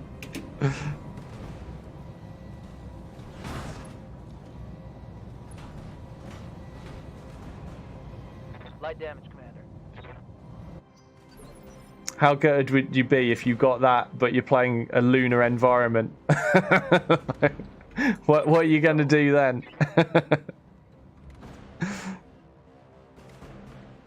I mean, they pretty much fire once and explode anyway, don't they, in any environment? Right, this assassin needs to go, but he's got loads and loads and loads of evasion right now. But we can mitigate that by going precision strike. Yeah, I know, low spirits, but it's worth it. Just going to go nuts, smash him up. There he goes. No messing around with that assassin. Enemy down. Zenthal says, yeah, it kind of makes the game too easy when you have memorized all the enemy spawn points, at which point they spawn within the mission. Yeah, I totally agree, because like 99% of these maps I remember and I know where stuff's coming from and what's going to happen. I definitely agree with you on that point. Randomized spawn points would add a new dimension to the game for sure. I'm certainly in favor of that. It would make things more challenging. Confirmed. Holding. Skid says it wouldn't matter one salvo, they're shut down anyway. Yeah, but in a lunar environment, they're never ever starting up again, are they? Well, I suppose the way this game works, they are. But I'm thinking about the old MechWarrior Online version. You fire that thing, and then yeah, that's it. You're done. Just gonna keep taking damage until it dies. Position confirmed. But yeah, I suppose on this you shut down, and then you can restart again, can't you, and lose all that heat.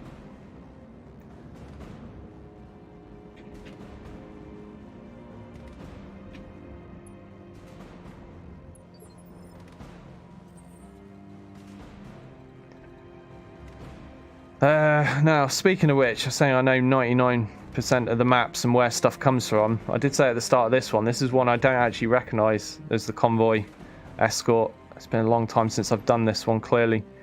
So I'm not 100% sure where reinforcements will come in from. I could probably have a guess. So I would say probably this direction, but also maybe up there. But I'm just going to stand up here for now. Actually, no, I'll move here because there's trees there I could possibly use if they get triggered. Move into position. Roger. But yeah, this is one of the 1% of maps where I don't remember everything.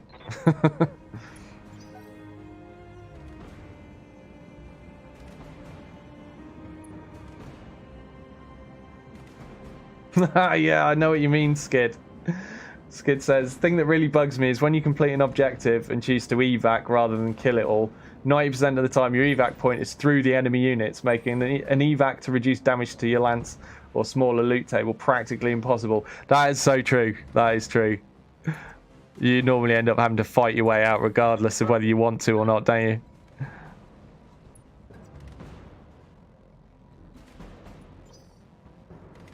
How might I help?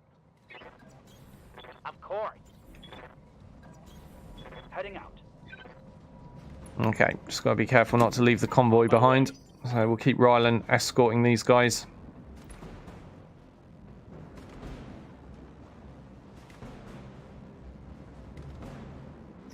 Zenthar says, I remember this one well, but I won't tell you, so maybe you get a surprise. Thanks.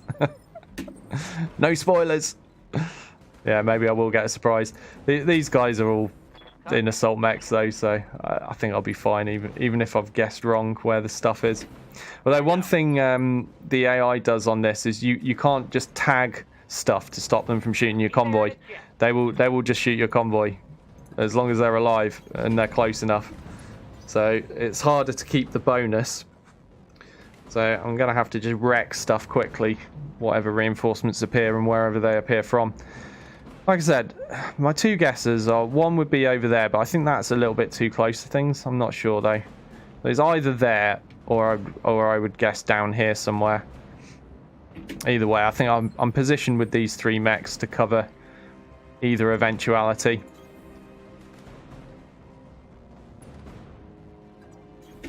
Aye, aye.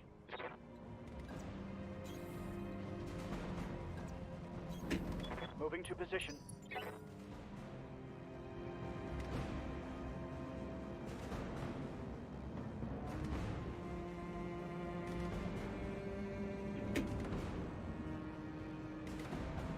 Yeah, Skid says you would think that an evac point would be dynamic and away from enemies. Yeah, you would, wouldn't you?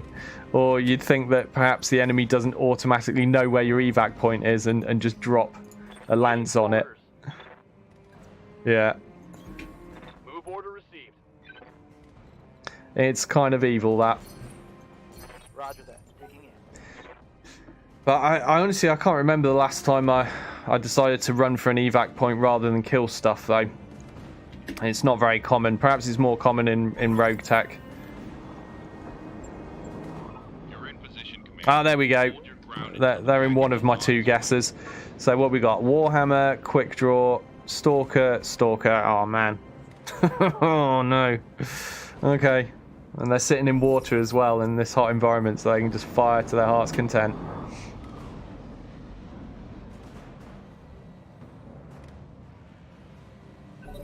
Well, as I said, I'm well positioned to deal with this.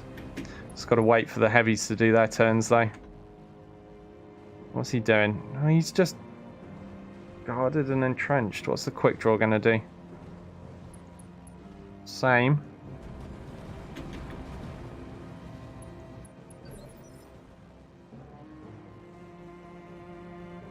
Waiting for orders. Right. Got the longbow to the back. On it.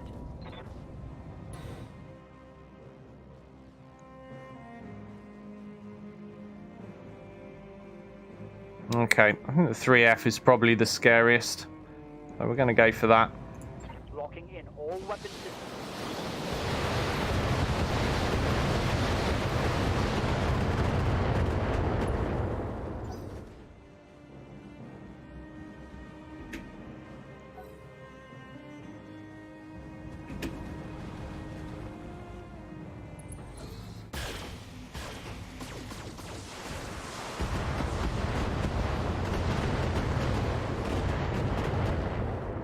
Cat's taking a pounding there, but luckily he's got 60% damage mitigation, so he's all right.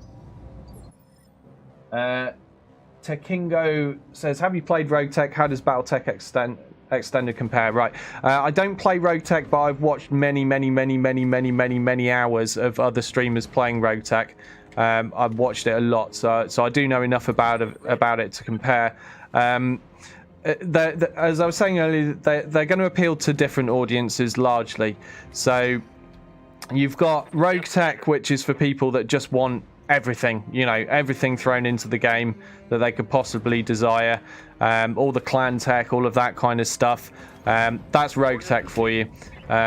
Whereas this is far more restrictive. So this feels more like an expansion to the base game, to the vanilla game, in that it's not changing loads of mechanics or anything like that. But it is simply adding more chassis, more variants, more vehicles to the game. So it adds a whole load of content, and some weapons as well. But this feels like an expansion to the vanilla game, whereas Rogue Tech I would describe as a complete overhaul of the game. Rogue Tech is almost its own game in its own right. So they're both good in their own way, but they have different appeals. For me personally, I prefer this one to play. Because I'm not so much interested in a complete overhaul of the game. I kind of liked the game as it was in a lot of ways. So I like that this is more about little tweaks and a lot more content, whereas Rogue Tech is about massive overhauls as well as a lot more content as well. The other thing with this is it's set in 3025. The beginning of this, whereas Rogue Tech obviously is set way far in the future from that, and has like all the tech unlocked from the beginning of the game when you start a career on Rogue Tech. It starts with stuff that is lore appropriate to 3025, so if you're a bit more of a lore nerd, this might appeal more, because all the rarity values of the mechs are totally lore compliant. The correct factions will be using the correct mechs. If you care about that, you're not going to see mechs showing up for factions that wouldn't have access to those mechs. And also, as you progress through the game, as you hit, new years in the future, mechs that become available in those years will start showing up in this game. There are already some of those in place and active in the game as it stands, and there are many more to come as time wears on. So this mod is still being worked on, still so much more to come. If you check the mod page, I'm sure one of my moderators can just link the Nexus mod page for this, and read the information there. You'll see what's coming in the future, and there's lots of exciting stuff coming for this mod. So for me personally, I prefer this, but I'm not saying either is bad. Or either is better than the other. I think they appeal to different audiences who want different things.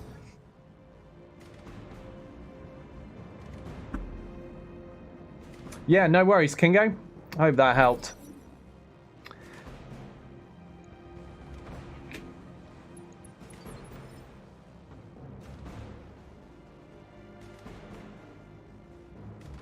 I like the longbow in this. Like I was very critical of the new Marauder model. I was really not happy with that. My personal opinion of the new Marauder model is it's ugly as hell, and I've kept the old Marauder model in my game. But the same guy made this longbow, and I quite like what he's done with the longbow. I think he's done a decent job. Like obviously the main bulk of it is a warhammer, as we can see. But that looks longbowy enough to me. I like that. I've got a couple of them. I've got one built with SRMs, which we've called the short bow, thanks to Sarge's name suggestion, and that one built with LRMs. They're pretty cool. Receiving you.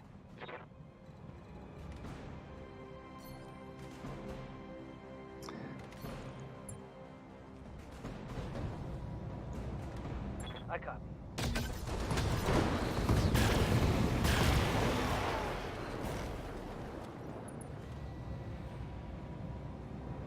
Tango down.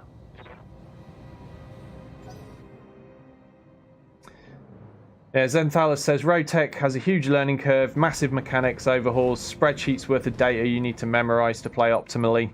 Yeah, I mean, that's going to have an appeal to a certain type of player, but not everyone wants to basically do homework to play their game, to put it bluntly.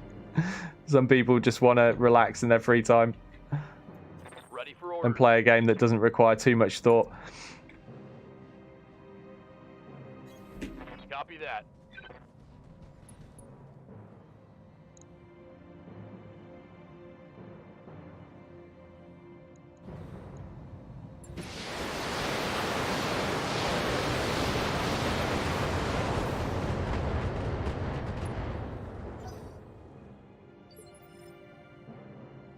Yeah, I mean, Rogue Tech's got everything in, hasn't it? So, and anything, any mech you're going to see in this mod is going to be in Rogue Tech as well. But it's just a difference of whether you like the mechanics changes and the overhaul and all of that or not. Like I say, I prefer to play like this, you know, with the game largely feeling like the original, but with new stuff and more toys.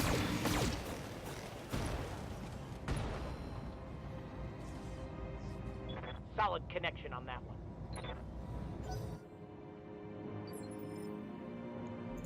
Standing by. Roger.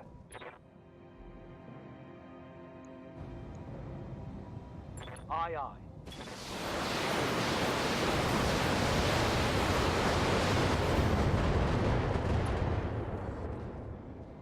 Well, that Stalker's in a bad way now. Critical hit. He's not having fun. Yeah, Skid says you could play 5,000 days and still not see some mechs. There are so many now you might never see some mechs or variants. Yeah. I mean, I guess that's kind of possible with this mod as well. This mod also has a hell of a lot of mechs. But that makes things kind of interesting though, because it means no two career playthroughs are going to be exactly alike, are they? You're going to encounter some different stuff, which is a nice thing. It keeps the game fresher for longer, doesn't it? It's not so bad. Right. Guess we try to take advantage of this down Stalker and smash his CT up.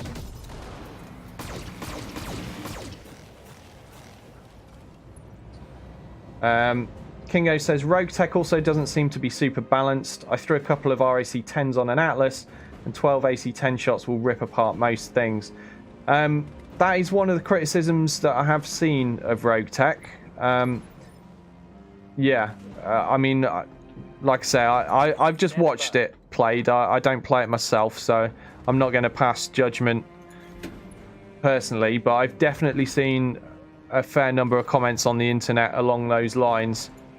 I would argue that for those people that find that about Rogue Tech, perhaps they should be trying this mod instead, if they want more balance, because there's definitely more balance in this, because it's easier to do, because there's a hell of a lot less gear. You know, there's not 5 bajillion weapon systems to balance in this. It's just the tech that's available in 3025, you know. So obviously there's a lot less stuff to worry about, and therefore it's a lot easier to balance. But as I said, you know, each mod is going to appeal to different people. Some people just want a power play. Some people just want everything and to feel overpowered and to smash everything up with super mechs and super weapons. And there's nothing wrong with that. And for those people, there is Rogue Tech. For people that aren't interested in that, give this a try. As I said, they appeal to two slightly different audiences with perhaps a bit of crossover in between, depending on, you know, if you're getting a bit bored of playing one mod for many hours and you want to try the other one for a change, there'll be a bit of crossover. But like I said, largely I think they're going to appeal to different types of people that want different things out of the game, which is good. It's good to have variety. It's healthy, and it certainly extends the life of the Battletech game itself, which can only be a good thing in my book, because I think it's a fantastic game.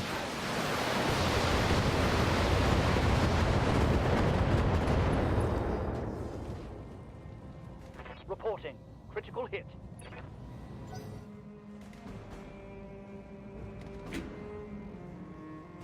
Good job. Objective secured.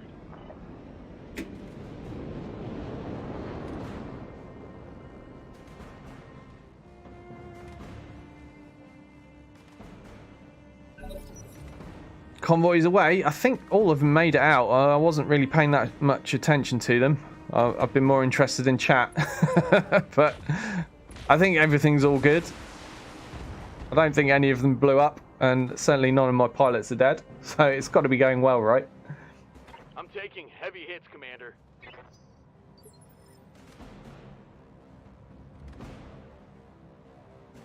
Standing by.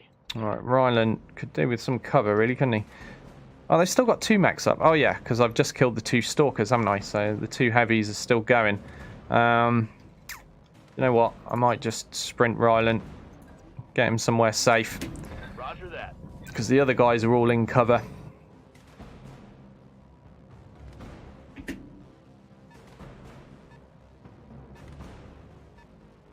He's going a long way around for a flanking maneuver, this quick draw, isn't he?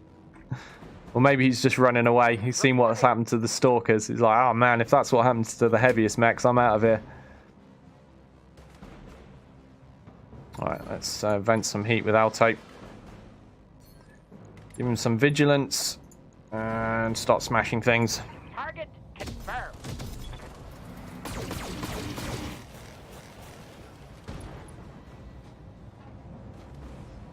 That hit something good.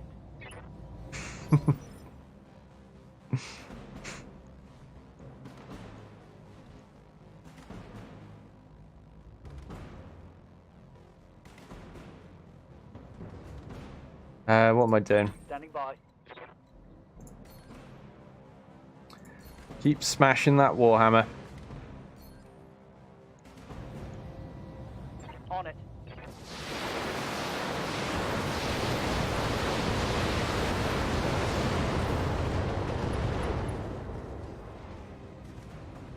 Target's taken a critical hit.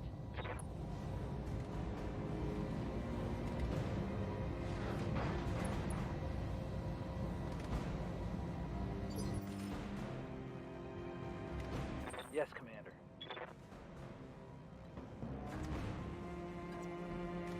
Just going to back catch up a little bit in the hope that they shoot Alto instead, because Alto's way fresher.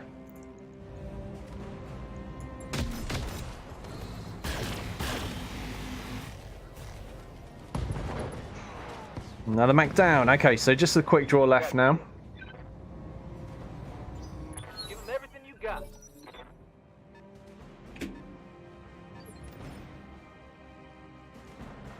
Awaiting orders. Just need to move a little bit to get in range of sensor lock. Have no doubt it will be done. There we go. Now he's in trouble. Locked on.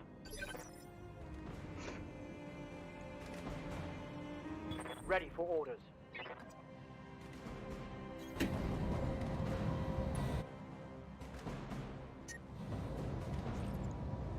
Got it.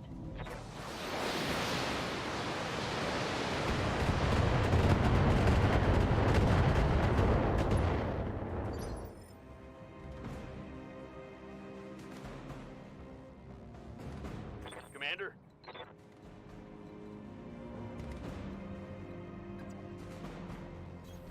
Heading out. Locking in all weapons.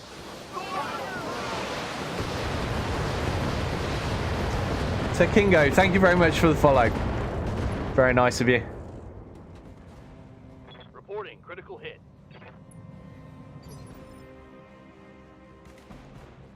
Commander? Right, Catch is never going to get a line of sight to that guy, is he? No, screw it. Why am I doing another sense lock? I can't even do a second sense lock on him. No need. Right, let's just brace. This guy's going down to LRMs. That's all that's happening here. Oh, he's running away now. I see how it is. Alright, I'll reserve Rylan. Yes, Commander. Alto is going to continue pursuing this guy, staying in sensor lock range and keeping him spotted for the indirect pain rain. Receiving you. Alright, Rylan can reach cover there. Acknowledged. Firing full complement on enemy. Thanks very much. Yeah, people are mostly nice in chat. In fact, I can't think of anyone that isn't. All the regulars are nice. Solid connection on that one. Standing by.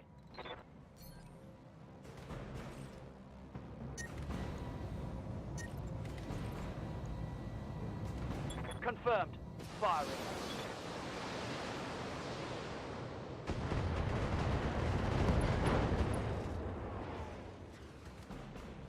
Scored a critical hit. All right, what state is this guy in now? Come on, how are you still alive, taking all these missiles? Yes, Commander. Maybe I'll move Catch into a position where next turn I can get a line of sight. I think Catch might be able to get a line of sight with the AC-10s through there. Yeah, could happen, could happen. How might I help? Ah, screw it. Alto's going for it. He's on the job. No more sensor locking when he's in that condition. Let's go for the precision strike.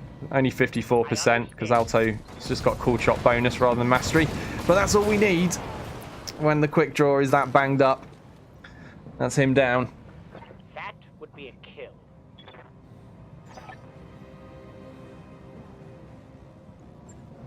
Mission successful. Well, I'm thoroughly disappointed that there were no assault mechs there. And no thug once more. The game is just teasing me.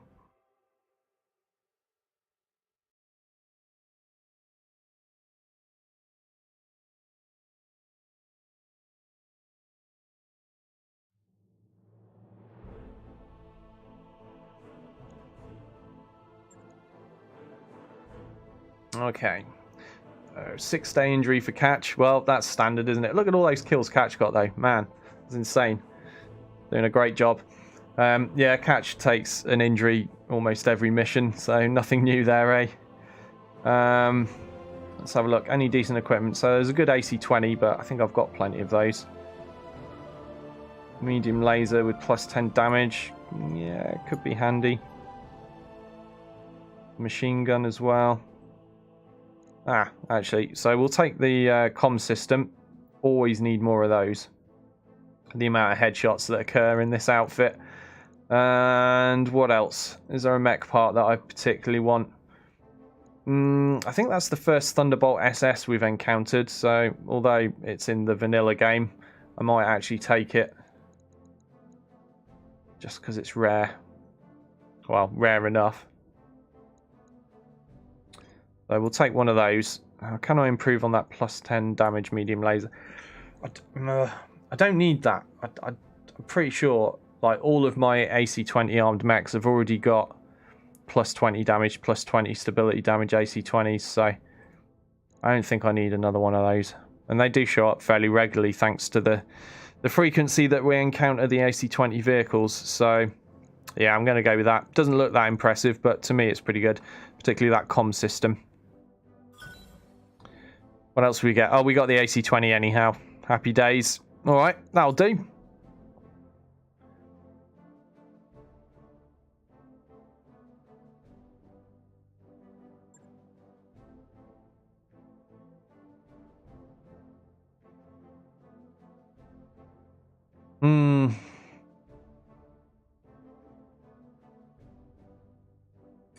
Now, I'm trying to consider what to do next, because my Capellan reputation wasn't high enough for me to be able to do the 5-skull mission that was in this location, and Sod's Law dictates that if I'd been able to do that one, that might have been the mission that we finally got the last thug piece from.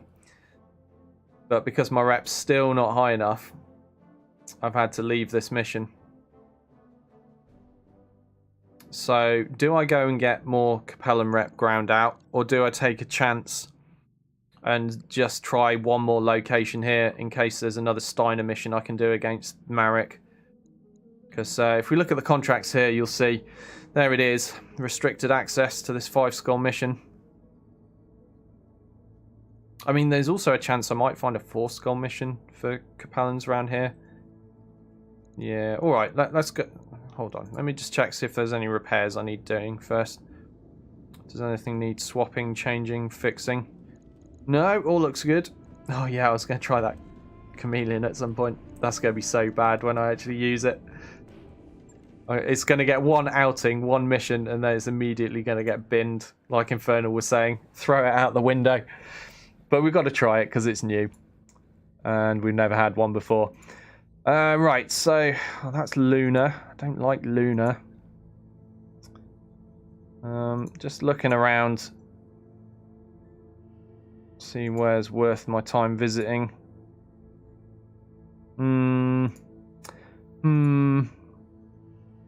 Ah, the Kellhounds mission's back up again. Don't want to do that just yet. I want to get the thug first, damn it. Okay.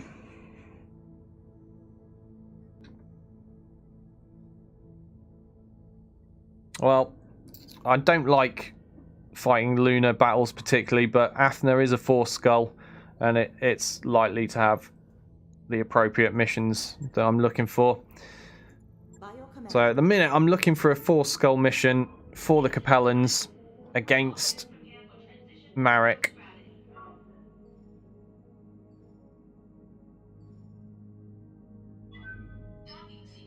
Because then I can kill two birds with one stone in theory. I can get my Liao rep up a little bit more and potentially run into a thug at Force Skull. I mean, there's no guarantee, but there's a chance of it at least.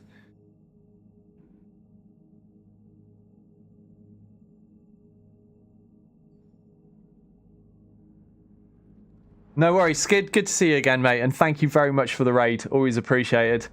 As I said, give me a shout when you do start playing this mod. I'm looking forward to seeing someone else stream it. So yeah, you get some sleep, mate. 5:41 AM now. That's insane, dude. Yeah, get some well-deserved rest. We'll see you next time.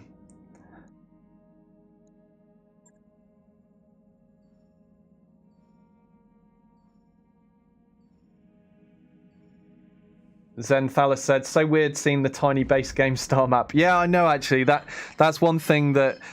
again, it's another thing that's been worked on for this mod, because the map that's done for Rogue Tech, Harry says it's too bespoke and customized specifically for Rogue Tech that mod can't be applied to Battletech Extended 3025. So they're actually going to need their own for this mod.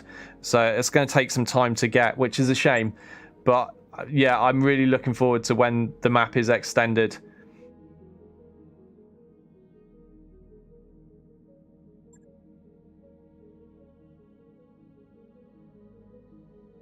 Okay, nothing I want to buy here. Yeah, the main reason being that obviously the Luran Commonwealth and the Draconis Combine, they don't have any proper territory of their own on the vanilla map, do they? And we really do need their presence. It will make it easier to hunt down mechs that they specifically own, you know, that they use. Well, that's just bloody typical, isn't it? We've come here and all the missions are for Marek. And I want to be fighting against Marek, not for them.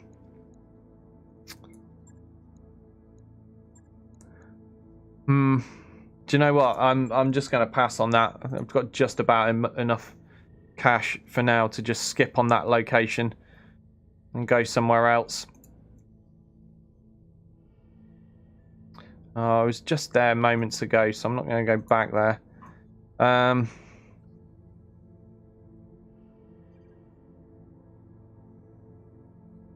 There aren't that many high-level locations in this area. So I've got two choices. I've got Piriapolis, and Alamogordo. So what's that? 17 days away, and that's 23 days away. So let's try Alamogordo. Calculating course now, Commander. So once again, I'm looking for Capellan missions that are fighting against Marek, or any missions that are fighting against Marek, to be fair, that are high enough level.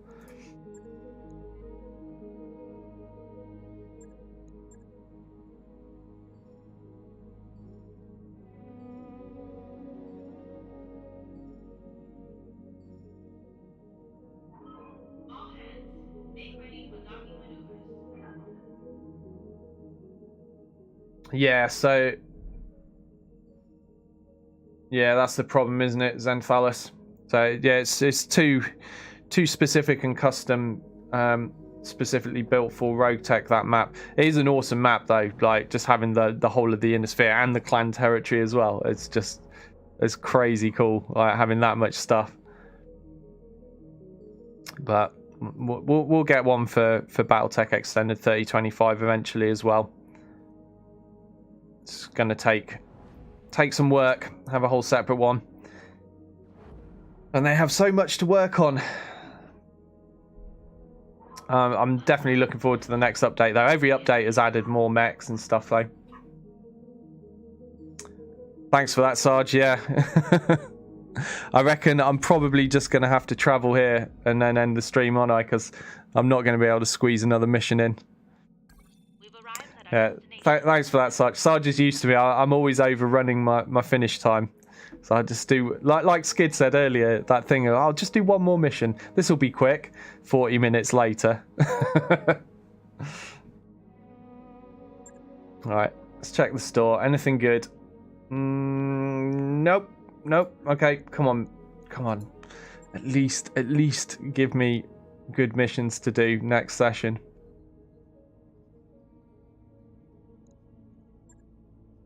Okay, that's against pirates. That's no good, but we could do it for rep. That's against pirates, but that'll be useful. Liao rep. And they're the only two missions at this location. Oh, it's so frustrating trying to find the appropriate missions. Like, I'm in Marek space, right? I've been in Marek space for a while now. Surely somebody out here has a contract to go mess with the Free Worlds League. Like, why is nobody giving up contracts for it? Okay, so next session, we'll do those two missions there. Then we'll move on to Piriapolis. And fingers crossed, there'll finally be a mission against Marek that throws up the thug. But we'll see. And then I'll give it one more circuit before I move on this time. We've got to get it. I was convinced that this week, 5 different 4-hour sessions, I would find the last piece of the thug. And I've come to the end of my streaming week and we still haven't got it. Still missing the one last final piece. Oh well, the quest continues. Yeah, Sarge is swearing because like that's a mech Sarge really loves, and I've got Sarge as a pilot. Obviously, he's one of my subs, and I just want to complete that mech and take him out on a mission with Sarge piloting it. And I'm having to be very careful not to get Sarge killed before that happens as well. But yeah, so the search continues. We'll have to hope that next week provides us the final piece of thug.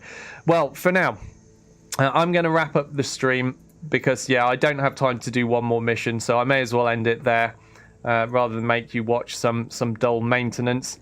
Oh yeah, we've got to take out the chameleon at some point as well. That is something to look forward to next week. Just see how terrible this mech build is and how much I'm going to struggle to make good use of it. It should be fun though. It's nice to try new things, right? But yeah, so thank you all very much for watching. I really appreciate the raid from Skid as usual. Good on you, mate. Thanks a lot. And all the new follows as well. Thanks so much. If you want to check out more stuff that I do, please take a look at my YouTube channel. That's channel_Doyle. And I've got loads of playlists of things on there. Well, I say loads. Loads for me, relatively speaking, considering I only started streaming in December. But yeah, it's quite a lot of stuff all the same. So check it out, see what you think. And you can catch me again. Obviously, I don't stream on Sundays or Mondays. They're my days off. But I will be back again on Tuesday as usual. The normal time for Battletech Extended 3025 mod is Tuesday 3 p.m. UK time or 10 a.m. Eastern if you're in the States. I've no idea what time that is in Australia for you guys. You'll have to work that one out yourself. But yeah, catch me then for more Battletech. Also, obviously, Tuesday night, I have my Battlefleet Gothic Armada 2 Imperial Campaign stream as well. So if you're interested in Battlefleet Gothic, please feel free to stop by and check out that stream too. If you're watching this video on YouTube, don't forget, give it a thumbs up or a thumbs down, depending on what you thought of the content. Hopefully you liked it, who knows. But subscribe to the channel if you want to see more stuff like this. For now, I'm out. Thanks again, guys. Really appreciate you all being here, and I look forward to seeing you again on Tuesday. See you later.